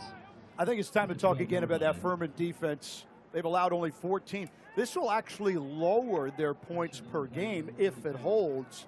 They led the SoCon coming in, allowing 21. The high-octane offense of Samford limited to 14, and one of them came very, very early.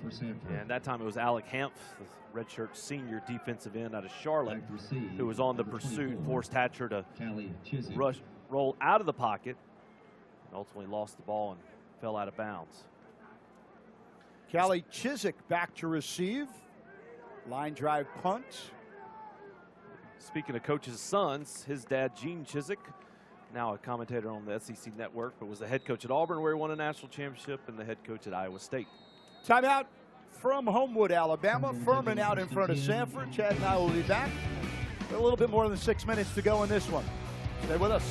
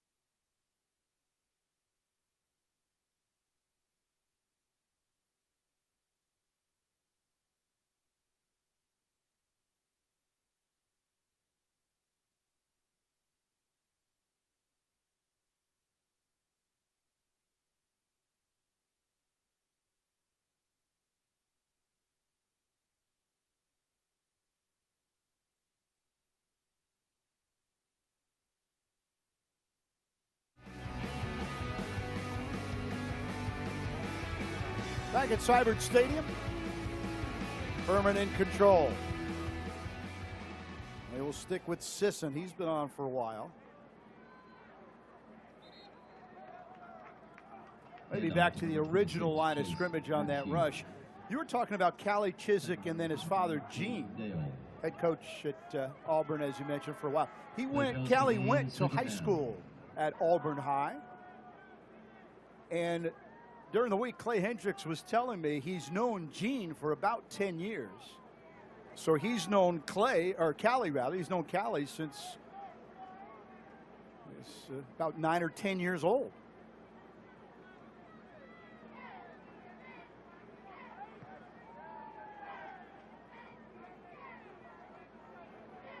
Here comes the pitch. On the option. The pitch is to number 26, Chase Abshew. Chase Abshew on the pitch and run. Gains 5.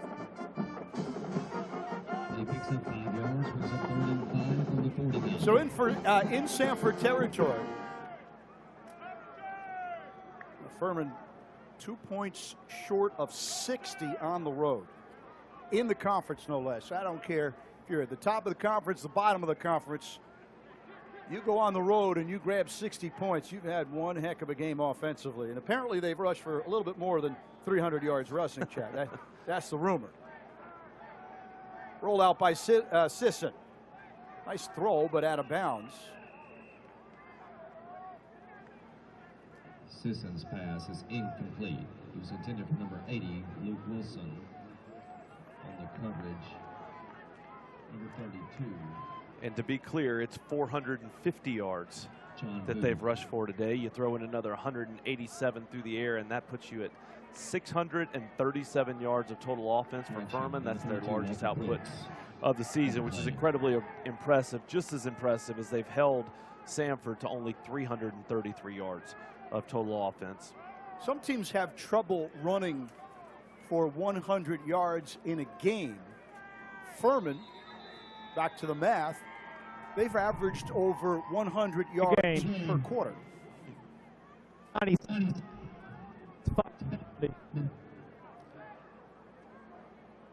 Delay of game on Furman. You look at the big plays today by Devin Wynn. Remember, not only the 2 long runs, but that long pass reception. Number 97, Timmy. And then you got Thomas Gordon catching 3 more touchdowns against Samford. I've got Devin Wynn for SoCon Offensive Player of the Week. 217 on the ground, 61 through the air, 3 total touchdowns. Well, let's put it this way. If he doesn't, you've got a story. That ball stayed inbounds. And more Furman magic. That's inside the 1. Down at the 1-yard line, where Samford will take over 1st and 10. Wow. Everything. A majestical afternoon for the Furman Paladins. Timmy Bleak Road with the punt. You see it bounce right by the little cue shot there inside the 15, and it rolls. Excellent coverage by the Paladin special teams. I'll take it right there.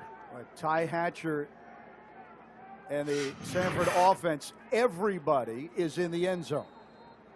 His line is in the end zone. Hatcher's a good 5 yards deep. Running back on his hip.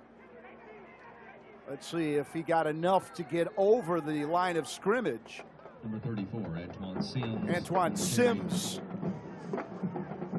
on the carry. Yeah, they're going to give him forward progress, so he is. Play fails to gain. Yeah, that brings up 2nd down. Gained a whole lot there. Look at just about everybody still in the end zone. Sims again. A little bit more room. Again, that Furman defense really has stood up today after a 3-yard gain there, but they've only allowed 2 touchdowns, and 1 was very, very early. And what stands out to me is that first drive, we commented on the fact that Samford moved the ball down the field with no problem whatsoever. They threw it, they ran it, they did everything they wanted to do offensively, and it was just shut down after that drive. Excellent adjustments by Furman. Screen pass. A little short of the first down marker. Complete to number 37, Peyton Ringer. Gain of 5. Brought down by number 93, Nick Kuzimko.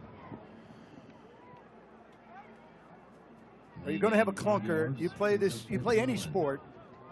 It's impossible to play at an incredible level. And Samford coming off a huge win in the longest game that they've played. Longest game that Coach Hatcher has either played in or coached in. 4 OTs. And today, Furman, I think when we look back, you called it really early. The fact that they were able to come back off that quick punch in the nose and deliver their own punch in the nose on the very next set of downs. In fact, it was on the first play, that long run by Wynn. Yeah, Samford playing at home in a big game, gets the momentum with the first score, and Furman just shut that down. That's what that big run by Wynn did. It absolutely shut down that momentum, and then Furman got its own momentum going, and it snowballed from there. And they have not stopped. We'll take a look at the upcoming schedules. Furman, they've got a battle with the Citadel, at Western, at Chat. Look at that last game against Wofford. So they still got a very imposing schedule. Samford will go on the road at VMI, home, ETSU, and over to Georgia. Should be a mad scramble to the finish line in this SoCon.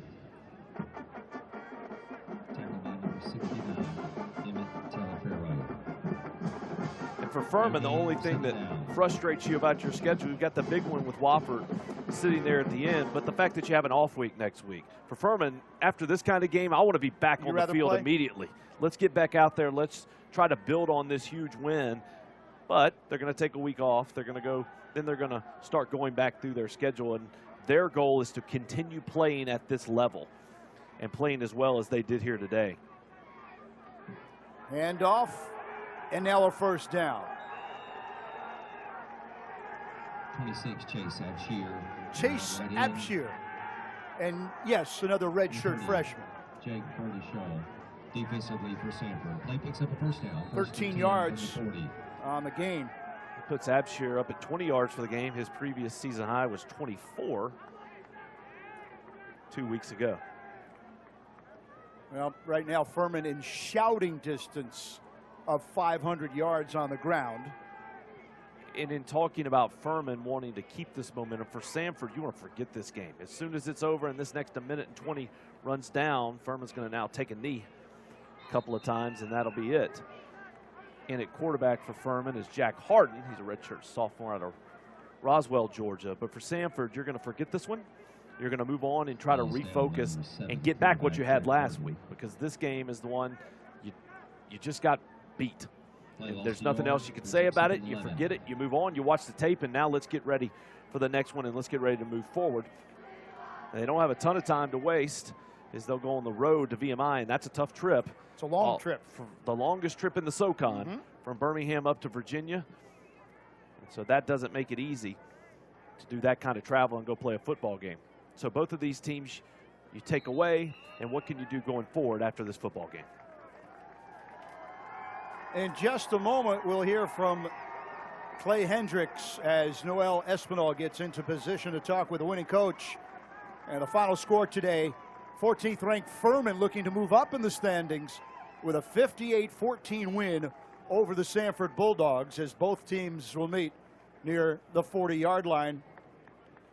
And a sea of purple and white and blue and white will get together, and we'll wait for Noel to get in position.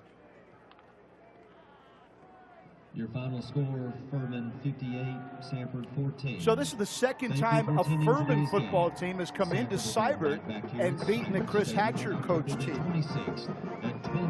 Samford had won 3 in a row in this series. Furman says that's enough. And Furman's now won 10 of their last 11 against FCS opponents. They moved to 4-2. All right, down to the field with Noel Espinal. Coach, what a phenomenal game with a finish of 58-14. What about your team has impressed you today? Well, we prepared really well. I think we expected to play well. And really, you know, they come down and score right away. And then I think probably just how we responded. You know, we want to be a team that can run it and throw it and play good defense. And coaches did a phenomenal job getting our kids ready to play. And our kids were, you know, we talked about when a statement game to us was beating a really good team. And you know, we played well. Let's talk about Devin when he set the pace early for you, rushed for over 200 yards. Yeah, you know, Devin's had a great year all year. I think he's wanted to carry it a little bit more. And I just, you know, the way we, you know, what we do offensively, we got a couple of good backs, and I just knew it was going to be a long haul with him and be patient. And but certainly for him to have a chance to rip off a couple long runs helps that. And he's set the tone really for the whole day. As of now today, determine the top spot in the SoCon. What's your mentality moving forward in the season? Well, I'm certainly happy to be 3-0 with a bye week coming up. We're going to get healthy. We're not in bad shape, but we're going to get healthy. Football, we're going to get healthy academically. We're going to spend that week wisely, and then you know, it'll be a tough stretch coming down through there. But I'm certainly happy where we are. Thank you again for your time. Congratulations. Thank you very much. Good job, Noel, and thank you to Coach Hendricks. Real quick final thoughts from Chad Pilcher. Furman's where they need to be. He talked about what he saw from his team, the way they prepared, the way they fought, and that now has the opportunity to be a springboard for them as they're now 4-2, 3-0 in the Southern Conference, and they're in the driver's seat moving forward. So for Chad Pilcher, Noel Espinal, and our entire crew, I'm Kurt Bloom saying so long from Homewood, Alabama, where the final score is Furman 58, Samford 14. All games airing on the ESPN networks are streaming live and archived on the ESPN app. This has been a presentation of ESPN.